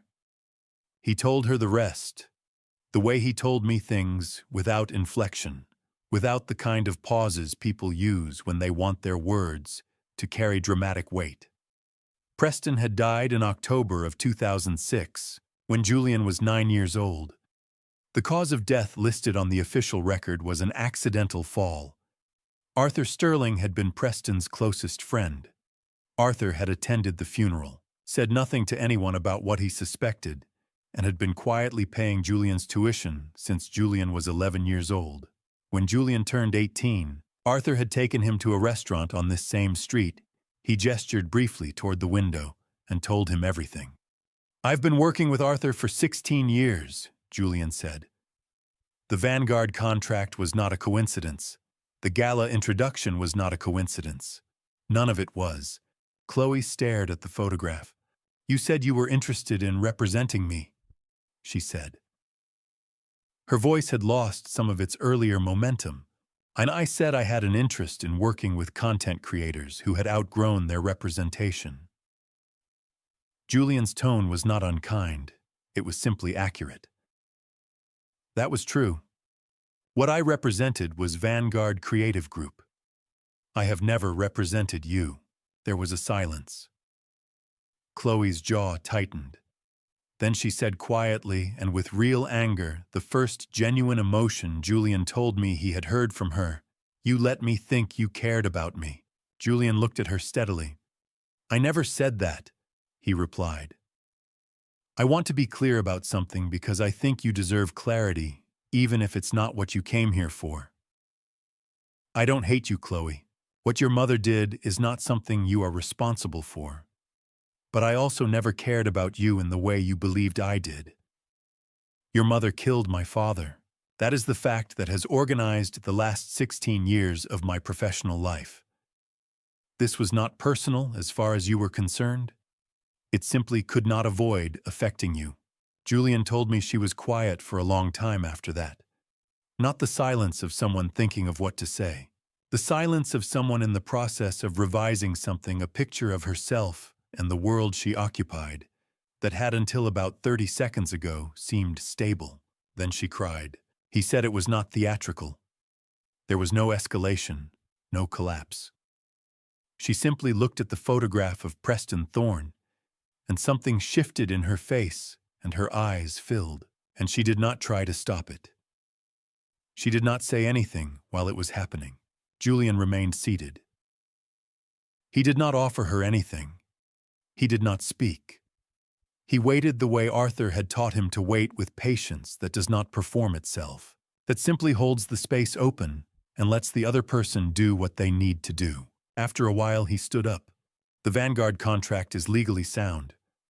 I reviewed it myself." He straightened the folder on the desk. "The evidence against your mother is not something any attorney in Georgia will be able to overcome. My advice to you, offered genuinely and without any further professional interest in your situation, is to retain independent counsel as soon as possible. Not to fight what's already been decided, to help you understand what your own exposure is and what options remain available to you." He moved toward the door. Chloe looked up. "Did he know?" she asked. "Arthur, did he know what she was doing to me the whole time?" Julian paused. "He knew what you were," Julian said. "He also knew that wasn't entirely your own doing." He left her with the photograph. He called me at 9 that evening. I asked him how he felt. He was quiet for long enough that I began to construct something to say to fill it. Then he said, "Empty," not the way I thought it would feel. I did not tell him that I understood. I told him I did, which was different, and which he deserved to hear even if it couldn't change the feeling. Justice does not fill the spaces left by the dead. I have known that for 18 years, It only closes the account, stops the bleeding, puts a period at the end of a sentence that has been running without one for far too long. What remains afterward is quieter than you expected, and not quite the same shape as relief. There was still one thing left. One person who had been waiting longer than any of us in a small house on the Isle of Hope for the moment when his testimony would finally mean something. The Chatham County Courthouse in December looks the way justice ought to look: cold and unhurried, stripped of anything decorative, built entirely around the proposition that what happens inside its walls matters more than how it appears from the outside. The sky above Savannah that morning was the color of old pewter. The live oaks along Montgomery Street had shed most of their moss in the November wind, and their bare branches made a pattern against the clouds that reminded me, though I could not have explained why, of the diagrams in old legal documents, lines branching from a central point outward, each one leading somewhere specific. I had waited 18 years for this morning. I sat in the gallery, third row from the back, with Percival 2 seats to my left. Eleanor was at the defense table in a charcoal suit I did not recognize. She had purchased it after the arrest, I assumed, which required a level of attention to presentation that I had always found admirable in the particular way one finds an opponent's skill admirable. Her attorney was a man named Gerald Waverly from Atlanta, expensive and methodical, who had spent the past 3 weeks filing motions that Julian had spent the past 3 weeks answering. Rutherford Blaine entered at 9 sharp. The room stood. The prosecution's evidentiary presentation took the better part of the morning. The audio record from Sterling Manor, 47 separate recordings across a 4-year period, each authenticated through chain of custody documentation, and the technical testimony of the specialist Victoria Mercer had arranged, was entered into evidence without significant challenge. The recordings were not played in full. Selected excerpts were identified: Eleanor discussing asset transfer timelines on the night of Arthur's hospitalization. Eleanor asking, in a conversation captured by the hallway device, about what she described as natural progressions in cases of cardiac decline. The jury, 12 individuals who had spent 3 weeks being carefully selected, listened to each excerpt with the particular stillness of people who are constructing an understanding of something they had not previously believed possible. The chemical analysis came next. The inline sampling chamber recovered from Arthur's IV line on the night of November 15th had been transported directly to the Georgia Bureau of Investigation Forensic Laboratory under Miles Quarry's documented custody. The laboratory report confirmed the presence of potassium chloride at a concentration of approximately 40 milliequivalents per liter in the captured sample, a level consistent with deliberate administration and inconsistent with any therapeutic use. The hospital's security footage, authenticated by the facility's technical director, showed Eleanor arriving at 2:11 a.m., entering the room at 2:14, and departing at 2:19. The timestamps on the sampling chamber's seal matched the window. Gerald Waverly objected to the chain of custody on the chemical evidence. He argued the sampling device had been installed without the patient's formal consent under standard hospital protocol. The prosecutor, a composed woman named Assistant District Attorney Renata Ferris, responded that Arthur Sterling was the patient, had provided written consent to his physician for all monitoring procedures, and had done so in a notarized document dated 3 weeks prior to the night in question. She then said, with the brevity of someone who understands that restraint is more effective than volume, "Mr. Waverly, the camera does not lie." Blaine sustained the evidence. Waverly noted his objection for the record. At 2:15 in the afternoon, Julian rose from the co-counsel table where he had been seated throughout the morning. "Your Honor," he said, "the state would like to call its final witness." Waverly was on his feet immediately. "Your Honor, the defense was not notified of an additional—" The witness was listed in the supplemental disclosure filed November 28th. Julian said without raising his voice. He held up a document. "Page 4, Item 7. Blaine examined the filing. The witness was properly disclosed. Objection overruled. Proceed. The rear doors of the courtroom opened. Silas Pruitt was 60 years old and moved through the world in a wheelchair, the consequence of 18 years of living with neurological damage that no amount of treatment had fully reversed. He was thin in the way people become thin when their body has spent years fighting something it was not meant to absorb. His hair was white. His hands, resting in his lap as the court officer wheeled him forward, were the hands of a man who had learned over a very long time to be still. He was alive. He was present. He was against every expectation Eleanor Vane had carried for 16 years, sitting in the Chatham County Courthouse on a December morning about to speak. I watched Eleanor's face, the control she had maintained through 3 hours of audio recordings, through the chemical analysis, through Waverley's objections and Blaine's measured rulings. It left her in the space of approximately 2 seconds. She stared at Silas with the expression of someone who has opened a door they were certain led to an empty room and found it occupied. Her hand beneath the defense table pressed flat against the wood. Silas was sworn in. His voice was quiet but steady. He did not look at the jury. He looked at Ada Ferris, who walked him through his account methodically and without drama.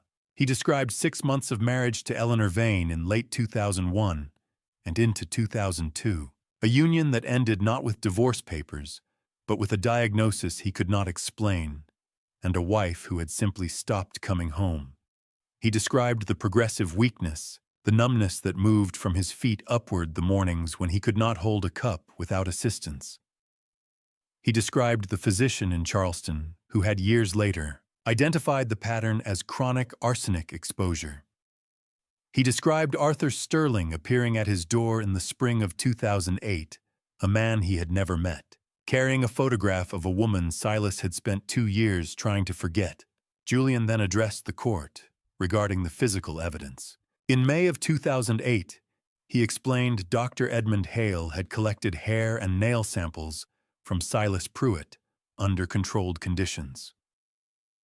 Those samples had been placed in a sealed, notarized evidence container and deposited with First National Vault, a licensed legal document and evidence storage facility in Atlanta, Georgia. The container's seal had remained unbroken from the date of deposit until its retrieval under court order in October of 2024, a period of 16 years. The vault's custodian had provided sworn affidavit confirming the chain of custody. The GBI laboratory's analysis of the samples confirmed arsenic concentrations in the hair shaft, consistent with chronic low-dose poisoning over a period of 4 to 6 months. The documentation was entered into evidence. Waverley did not object. There was nothing to object to. Silas turned in his chair.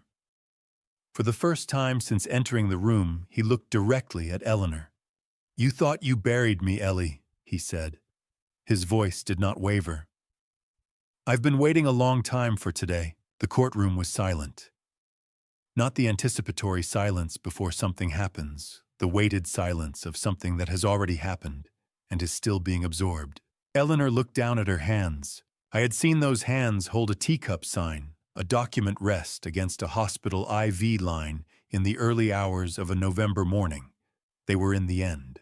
The same hands that had measured arsenic into a morning cup of coffee for 6 months, adjusted the dose carefully enough to produce debility without immediate death, and then moved on to the next account. When that one was settled, she looked at them for a long time. I knew watching her that Eleanor Vane had not surrendered. A woman who had operated for 30 years on the conviction that she was more capable than the systems designed to contain her does not surrender in a courtroom because a dead man turns out to be alive. She recalculates. She looks for the remaining variables. She finds the one move that might still change the outcome.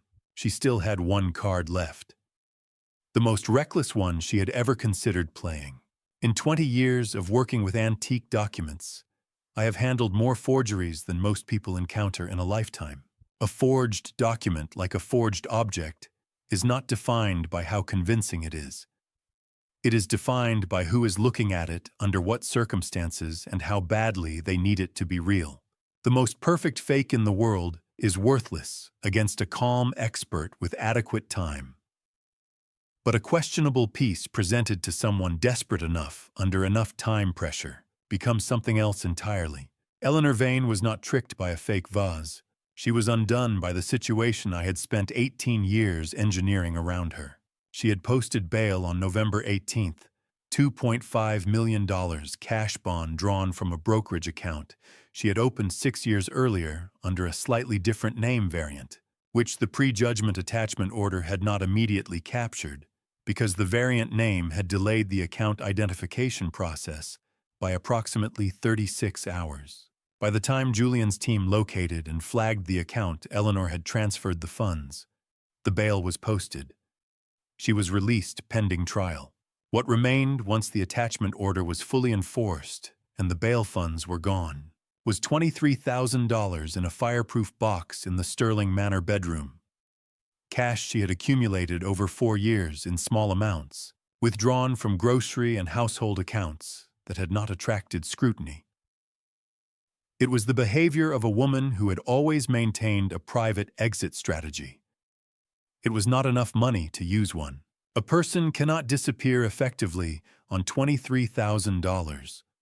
Not with a trial in Chatham County resuming in 48 hours. Not with a passport that had been flagged at every international port of departure by Miles Quarry's request the morning after her arrest.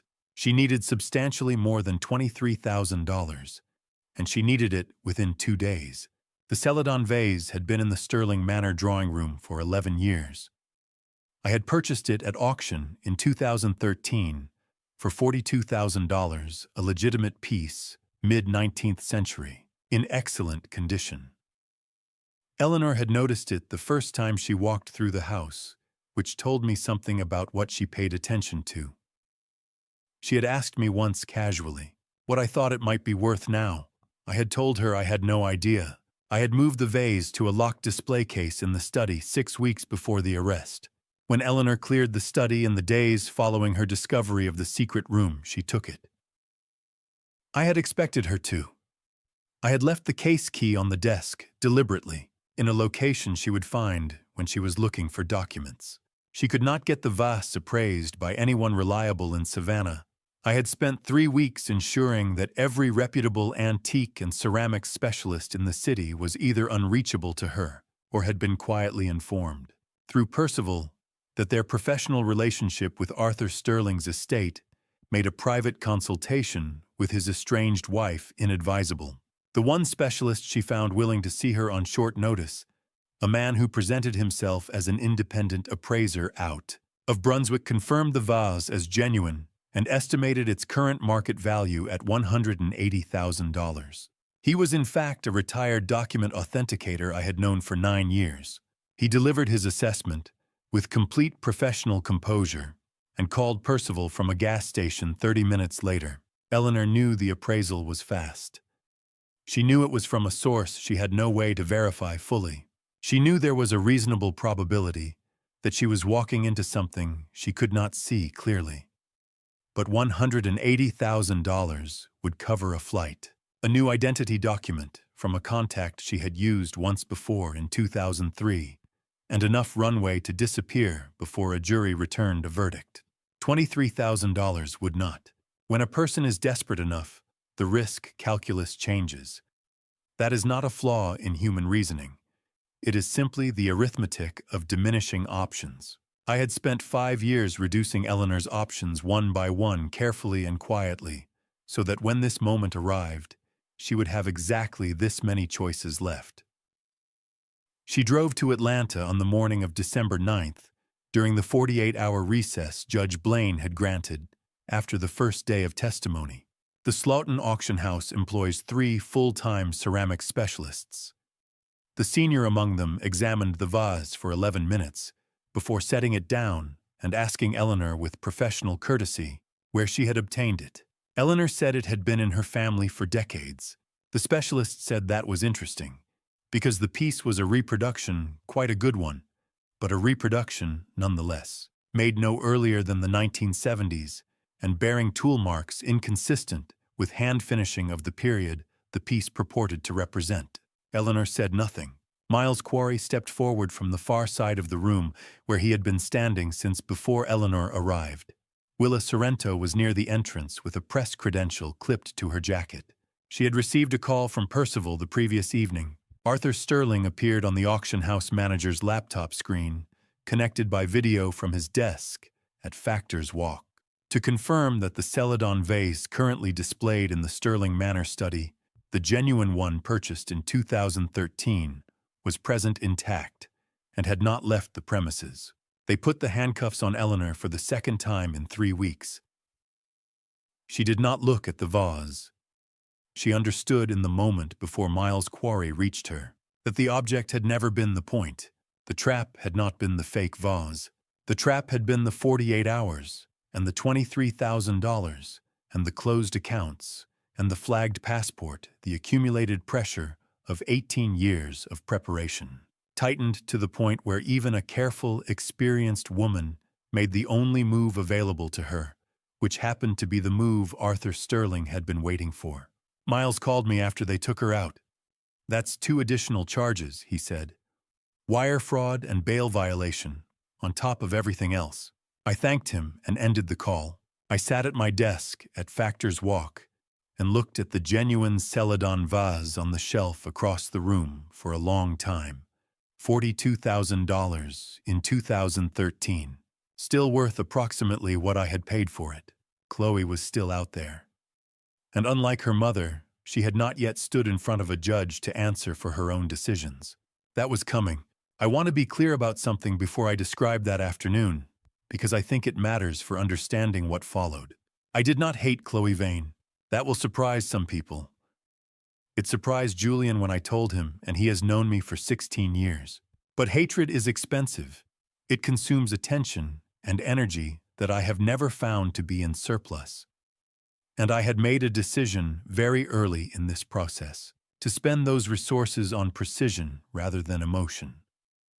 What I felt about Chloe was something more complicated than hatred and considerably less satisfying. A kind of sorrowful recognition that she had been handed the worst possible education by the worst possible teacher and had never been offered any reason to learn differently. The second courtroom at the Chatham County Courthouse is smaller than the first. Same marble floors, same high windows, same quality of winter light that flattens everything into a kind of administrative gray.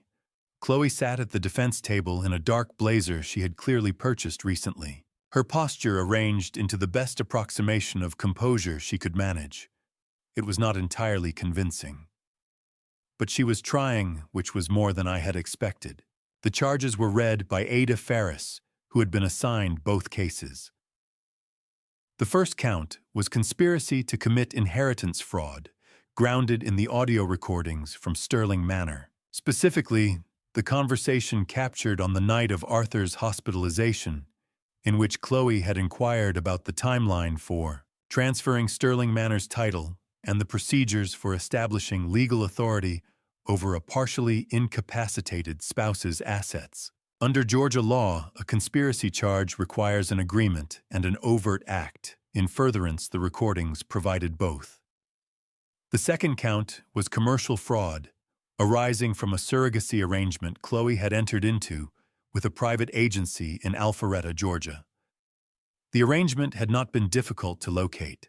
During the standard content audit Vanguard conducted, after the October signing, a clause in the agreement permitted review of all existing content and correspondence relevant to the assigned brand rights.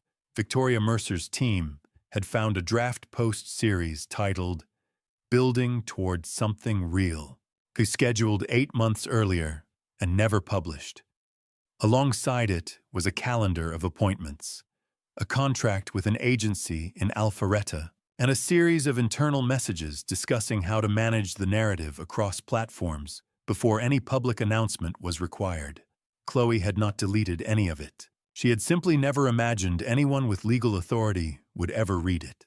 Her attorney, a careful man from Atlanta named Reeves, built the defense around a single proposition. Chloe Vane was a 28-year-old woman who had grown up under the influence of a mother who modeled manipulation as a life strategy and concealed her crimes behind a performance of maternal devotion.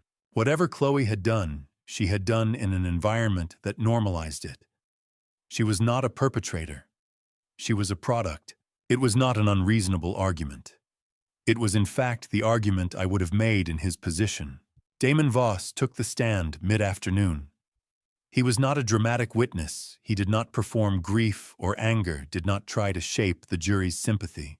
He answered the questions he was asked with the economy of a man who has lived with difficult things long enough to speak about them without elaboration. He confirmed that Eleanor had, during their relationship, used Chloe as both shield and instrument, presenting a version of maternal devotion to the outside world that bore no relationship to the operational calculus happening underneath it. He said it without bitterness. The jury listened. Then Julian stood and nodded to the court's audiovisual technician. The footage had been obtained by Vanguard Creative Group during the standard content audit conducted after Chloe signed the October contract. A clause in the agreement permitted Vanguard to review existing content and correspondence relevant to the brand rights being transferred. Within that material was a 43-minute video recording of a meeting Chloe had conducted via video conference with representatives of the Alpharetta Surrogacy Agency approximately 7 months earlier. The recording showed Chloe alone, no Eleanor, no advisor, no one else in the frame. She discussed the arrangement with the agency in specific detail, the timeline, the disclosure management strategy, which brand partners to inform and which to keep uninformed, how to document the pregnancy narrative across platforms to maximize its commercial impact before any announcement was required. She asked precise questions. She took notes. She thanked them for their discretion. The defense had no procedural basis to exclude it. The hallway outside the courtroom was empty when I walked out 20 minutes before the session ended. I needed air more than I needed to hear the closing arguments. I sat on a bench near the window at the end of the corridor and looked at the bare oak branches outside until I heard the doors open behind me. Chloe walked out with Reeves. He continued toward the elevator. She stopped. She stood in front of me for a moment without speaking. The composure she had maintained inside the courtroom was still in place, but it had the quality of something being held together by effort rather than confidence. "Did you ever actually care about me?" she asked. "Even a little." I looked at her for a moment. "I cared enough," I said, "to stop what your mother was planning to do to the next man after me." She was quiet. I did not look away, and neither did she. It was not a comfortable silence, but it was an honest one, the first honest silence, I thought, that had passed between any member of that household and any member of mine in 5 years. Then she nodded very slightly and walked toward the elevator. I watched her go, and I noticed in the way you notice things when you are no longer looking for anything specific, that for the first time in 5 years I did not see an adversary when I looked at her. I saw a young woman who had been given from birth a map that led nowhere good, and had followed it, because no one had ever offered her a different one. Judge Blaine had indicated he would return his verdict the following week. I had one thing left to do before then. One promise made in a room full of Preston's papers that I had been carrying for 18 years. The blue navy suit I had worn to Preston's funeral was still in my closet. I had not touched it since October of 2006. I took it out that evening and pressed it carefully, the way my mother had taught me, and hung it on the door so it would be ready. The suit still fit. I stood in the bedroom of Sterling Manor at 6:15 in the January dark, and it fit exactly as it had in October of 2006, adequately without ceremony, built for function rather than impression. Percival was in the hallway when I came out. He looked at the suit without speaking for a moment. "The navy one," he said. "Yes." "May I ask why?" I picked up the briefcase, the same cracked leather briefcase now holding only one document. A certified copy of a trust instrument dated March 14, 2017. "Because today is the day I finish paying what I owe him," I said. The courthouse gallery was full before the doors opened. Willa Sorrento's 4-part investigative series had been picked up by national outlets, and Eleanor Vane had become something beyond a local case. She had become a symbol of a particular predation that people recognized, feared, and wanted to see answered. I sat in the third row. Percival 2 seats left. Julian at the co-counsel table. Silas Pruitt in the front row of the gallery in his wheelchair watching the door through which Eleanor would enter. She came in wearing the charcoal suit, composed as she had been every day. I had expected nothing different. Ada Ferris addressed the court for 20 minutes. The death of Preston Thorne, now reclassified as homicide following reinvestigation. The chronic arsenic poisoning of Silas Pruitt. The attempted murder at Savannah Memorial on November 15th.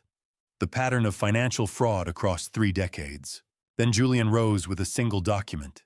Your Honor, I submit a certified copy of a trust instrument executed March 14, 2017, establishing the Preston Thorne Memorial Fund as an irrevocable trust under Georgia law, with Arthur Sterling named as founding grantor. He gave it to the clerk. The assets transferred at establishment totaled $47 million. Under the terms of an irrevocable trust, those assets ceased to be the legal property of the grantor upon transfer, unreachable by any subsequent marital claim, unreachable by any person asserting inheritance rights through the grantor. A pause. Eleanor Vane married Arthur Sterling in 2020. At that time, Arthur Sterling held no personal assets of meaningful value. The $47 million she believed she was pursuing had not belonged to him for 3 years before she met him. It has never at any moment been within her reach. The gallery went very still. Not the silence before something happens, the silence of a room revising what it thought it understood. Eleanor did not move. Her attorney placed a hand briefly on her arm, then removed it. Judge Blaine asked whether the defendant wished to address the court before sentencing. Eleanor stood. She looked at the bench. Then she turned and looked directly at me, the first time in the entire proceeding she had done so. You wasted 18 years of your life for this, she said. Even. No performance. The genuine observation of a woman who did not understand. Preston wasted his entire life trusting you, I said. 18 years was the least I could offer. She held my eyes for a moment. Then she turned back to the bench and sat down. Judge Rutherford Blaine's remarks took 4 minutes. He noted the premeditation evidenced across decades. He noted the number of victims, the deliberate targeting of vulnerability, the absence of any remorse. He sentenced Eleanor Vane to 35 years in the custody of the Georgia Department of Corrections, with no eligibility for early release.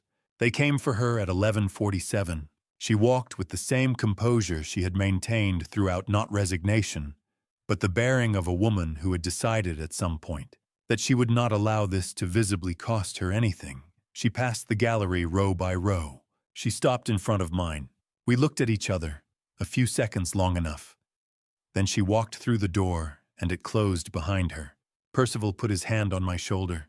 Julian sat beside me, the face of a man who had finished something enormous and did not yet know what to do with his hands. Silas was crying quietly, the tears of someone who had been waiting a very long time for their occasion. Willa Sorrento was already typing. I held the empty briefcase in my lap and thought about Preston. About a pen borrowed in a survey course in 1965. About a phone call at 11:12 on a rainy October night. About a folded piece of paper in a sport coat pocket and 4 words pressed hard into it by a man who had understood something too late. He would have found all of this excessive, probably. He had never required large gestures, but he had deserved one. That evening, I drove back to Sterling Manor in the January dark. Something was waiting for me on the desk in the study. Something I had not put there. Something that had arrived while I was in that courtroom, paying the last of what I owed. What was on the desk was a padded envelope, no return address, postmarked from Athens, Georgia, 3 days earlier. Inside was a university alumni newsletter from 1966, printed on newsprint, gone the color of old honey, folded once along a crease that had been opened and refolded many times. Someone had circled a photograph near the bottom of the 3rd page with a red pen, Two students at a table in what appeared to be a dormitory study room, one of them leaning toward the other to look at something on the page between them. The caption read, "A Sterling and P. Thorne College of Arts and Sciences, 1966. On the back of the newsletter in handwriting I did not recognize and have never been able to identify for when it's over. I set it against the lamp on the desk and left it there. I did not need to know who had sent it. It was enough that someone had known to. Sterling Manor on the evening after the sentencing felt different from every other evening in the past 5 years. I noticed it the moment I came through the front door, something in the quality of the air, the way the house held the quiet around itself.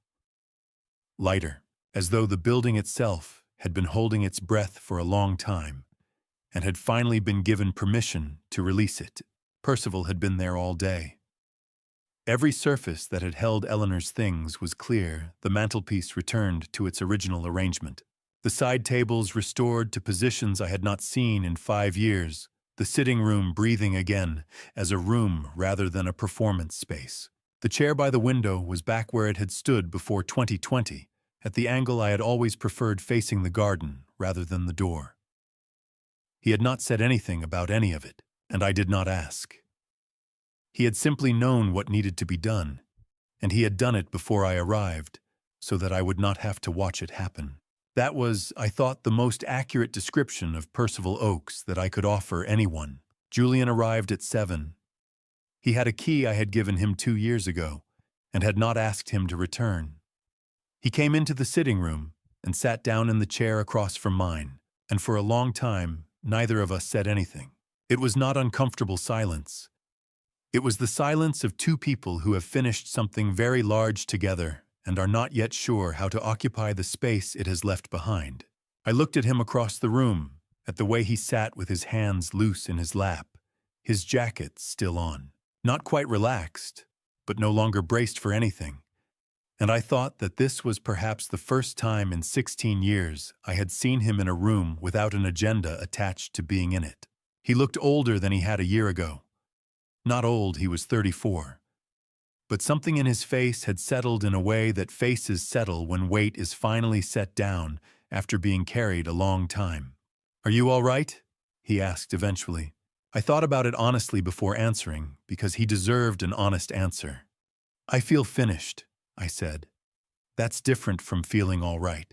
He nodded slowly without rushing to fill it with reassurance. He understood the distinction without requiring it to be explained, which was, I thought, one of the things that had always made him Preston's son in ways that went beyond anything biological. We sat together for another hour without needing to say very much. It was enough. Victoria called at 9:15. Her voice was the same as it always was, direct, slightly dry, arriving at the point without detour. "How did it go?" 35 years, I said. "No early release." A pause. "Good. Are you well?" "I'm fine, Dad."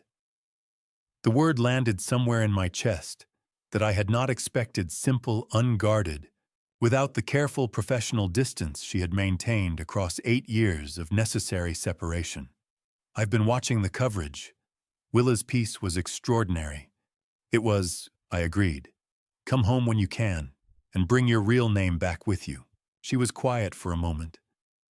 Then she laughed, small and genuine, the laugh I remembered from before, 2016, the one that had always arrived slightly ahead of whatever she thought was funny. "Friday," she said. "I'll be there Friday." I told her I would make sure Percival prepared the room she had always used. She said that was unnecessary. I said I would ask him anyway. The envelope arrived after Julian left. Percival brought it in on a small tray. A standard legal envelope, the return address, a law firm in Atlanta I did not recognize. Chloe's handwriting on the front, unassisted, addressed by hand rather than typed. Inside was a single sheet of notepaper. No letterhead. No date. 11 words in Chloe's handwriting pressed hard enough into the paper that the letters had a particular weight to them, the weight of something written quickly and without revision. "You won. I lost everything. But at least I'm not her." I read it twice. I held it for a moment, this small, graceless, entirely honest piece of paper, from a young woman who had grown up in a house where honesty was never modeled as anything other than a liability. It was not an apology.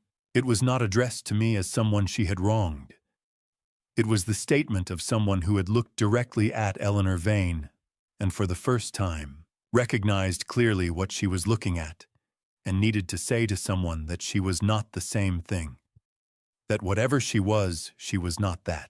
It was the most truthful thing Chloe Vane had ever written, and it had cost her something to write it which made it worth keeping. I folded it once along the original crease and put it in my breast pocket. Julian was already gone. I did not think I would have told him anyway. The note belonged to Chloe's process, private, unwitnessed, just beginning. It was not mine to share. Later I went into the library. I sat down at the desk and opened the center drawer.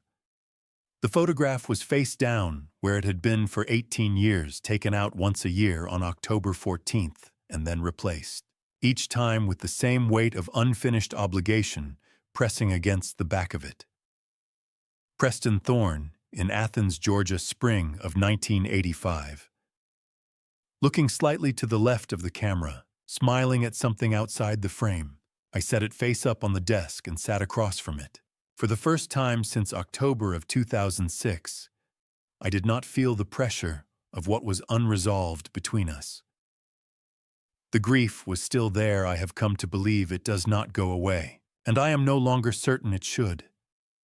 Grief for someone who deserved more than they received is a form of witness.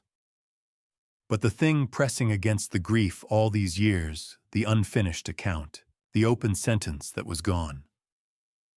What remained was quieter, and I found more bearable than I had expected it to be. I sat with him for a long time. Then I set the photograph down and looked out the window at the live oaks along Forsyth Park, their branches moving slowly in the January wind, the Spanish moss silver in the dark. Tomorrow, I had somewhere to go. A final promise made in silence to no one but myself on a rainy October night in 2006, while standing in Preston's study with a folded piece of paper in my pocket. I had not spoken it aloud to any living person. Not Julian, not Percival, not Victoria. Tomorrow I would keep it. There is one thing I have not told anyone. Not Julian, not Victoria, not Percival, who has been beside me for 19 years and knows most of what I know. The morning after Eleanor's sentencing, I asked Percival to drive me to Isle of Hope, and he did without asking why, because he understood that some obligations belong only to the person who made them. Silas was on the porch when we arrived. He had a cup of coffee in his hands and was watching the water the way people watch water when they have learned to be still, not waiting for anything. Simply present with it. The morning was cold and clear, the kind of January day that Savannah occasionally produces as evidence that it is capable of severity as well as softness. I sat down in the chair beside him. Percival remained at the car. For a while, neither of us spoke. The water moved. A bird crossed the far end of the inlet and disappeared into the marsh grass. The coffee was good. He had made enough for two without being asked. "How do you feel?" Silas said eventually. "Finished," I said. "You?" He thought about it. "Like I can stay in one place now without watching the door." That seemed right. I understood it exactly. I reached into my jacket and set the envelope on the armrest of his chair. He looked at it without picking it up. Inside was a deed of transfer, the Isle of Hope house, the one he had been living in for 16 years, under an arrangement I had maintained quietly, now titled in his name outright. Paid in full, with no encumbrances. Also inside was a letter from the administrator of the Preston Thorne Memorial Fund, confirming a distribution sufficient to cover Silas Pruitt's living expenses, medical costs, and any reasonable needs for the remainder of his life. The fund's charter specified support for victims of financial and personal predation. Silas was the first person I had ever thought of when I wrote those words in a law office on Drayton Street in March of 2017. He picked up the envelope. He did not open it. "Preston always said you were the most stubborn man he'd ever known," he said. Something shifted in my chest, not grief exactly. Something adjacent to it, but warmer. He wasn't wrong, I said. We finished the coffee. The water kept moving. After a while, I stood up, shook his hand, and walked back to the car. I was at Factor's Walk by 2 o'clock. The office was quiet. The particular mid-afternoon quiet of a building that holds old things and has learned to be patient with them. I sat down at my desk, took out a clean legal pad, and uncapped the pen I had been carrying in my jacket pocket since the morning of the sentencing. Then I wrote the first sentence. My name is Arthur Sterling. I am 68 years old. There is something I want to be clear about, because it is the thing I have turned over most often in the month since. Eleanor Vane spent 5 years living in my house, sleeping in my house, eating at my table, and she never once knew with any certainty who I actually was. Not until she went down those stairs and found the photograph. For 5 years, I was simply Arthur Sterling, a name on a Savannah property list, a widower with assets and no heirs, a man whose medical file suggested he was running out of time, a target she had selected and assessed and found suitable. She did not know about Preston. She did not know about 2006. She did not know that the man she believed she was hunting had spent 15 years learning everything there was to know about her, while she had spent no time at all learning anything about him. That asymmetry was not accidental. It was the entire plan. She thought she was hunting. She had been inside the trap since the night she walked into the Telfair Rotunda Gallery in 2019 and made eye contact with a quiet man standing near the north wall who had been waiting for her for 13 years. She never knew that. And her certainty that she understood the situation, that she was, as she had always been, the most informed person in any room she entered, was the thing that made her blind. I am not writing this to celebrate that. I am writing it because silence has a cost that people rarely account for in advance. I kept mine for 18 years, not because I had nothing to say, but because I needed to be certain that when I spoke, it would be the last word. There are people who are living in silence right now under the weight of things they cannot prove and cannot escape and cannot explain to anyone who has not experienced them. I understand that weight. I carried it for a very long time. I do not know how many years I have left. At 68, you begin counting differently. But I know this: when I see Preston again, wherever that is, I will be able to look at him directly and tell him that I did not stand by and watch. Sometimes that is all a friendship asks of you. I set down my pen as the last light of evening colored the cobblestone streets of Savannah gold. There is one thing I know with certainty after all these years, not because I was smarter than Eleanor, not because I was better prepared, but because the truth always finds its way into the light. People say that God is never in a hurry, but he is never late either. I witnessed that with my own eyes. But if you are reading this and thinking that the road I walked is worth following, don't be like me. I lost 18 years. 18 years not permitting myself to rest, to forget to simply continue living. This is a Grandpa Stories without a gentle ending. Every Grandpa Stories carries its own price, and the price of this one was 18 years that can never be recovered. I tell it as a Grandpa Stories so that you do not have to pay as dearly as I did. If you are carrying something too heavy, put it down sooner than I did. Your life, your time, the people you love cannot wait 18 years. Every family story holds secrets outsiders never see. Sometimes love, sometimes a wound, sometimes both. No family story is perfect, but honest stories are sometimes worth more than happy endings. The story of Preston, Eleanor, Julian, Victoria. This is the family story I carry until the end of my life. Not because I am proud, but because it reminds me that a person can endure a great deal and still choose not to become their own enemy. If this touched something in you, leave a comment, share it with someone who needs it, and stay for what comes next. Thank you for staying with me to the very last line. Some stories ahead contain fictional elements built purely for educational purposes. If that is not for you, step away and find content that is worth your time.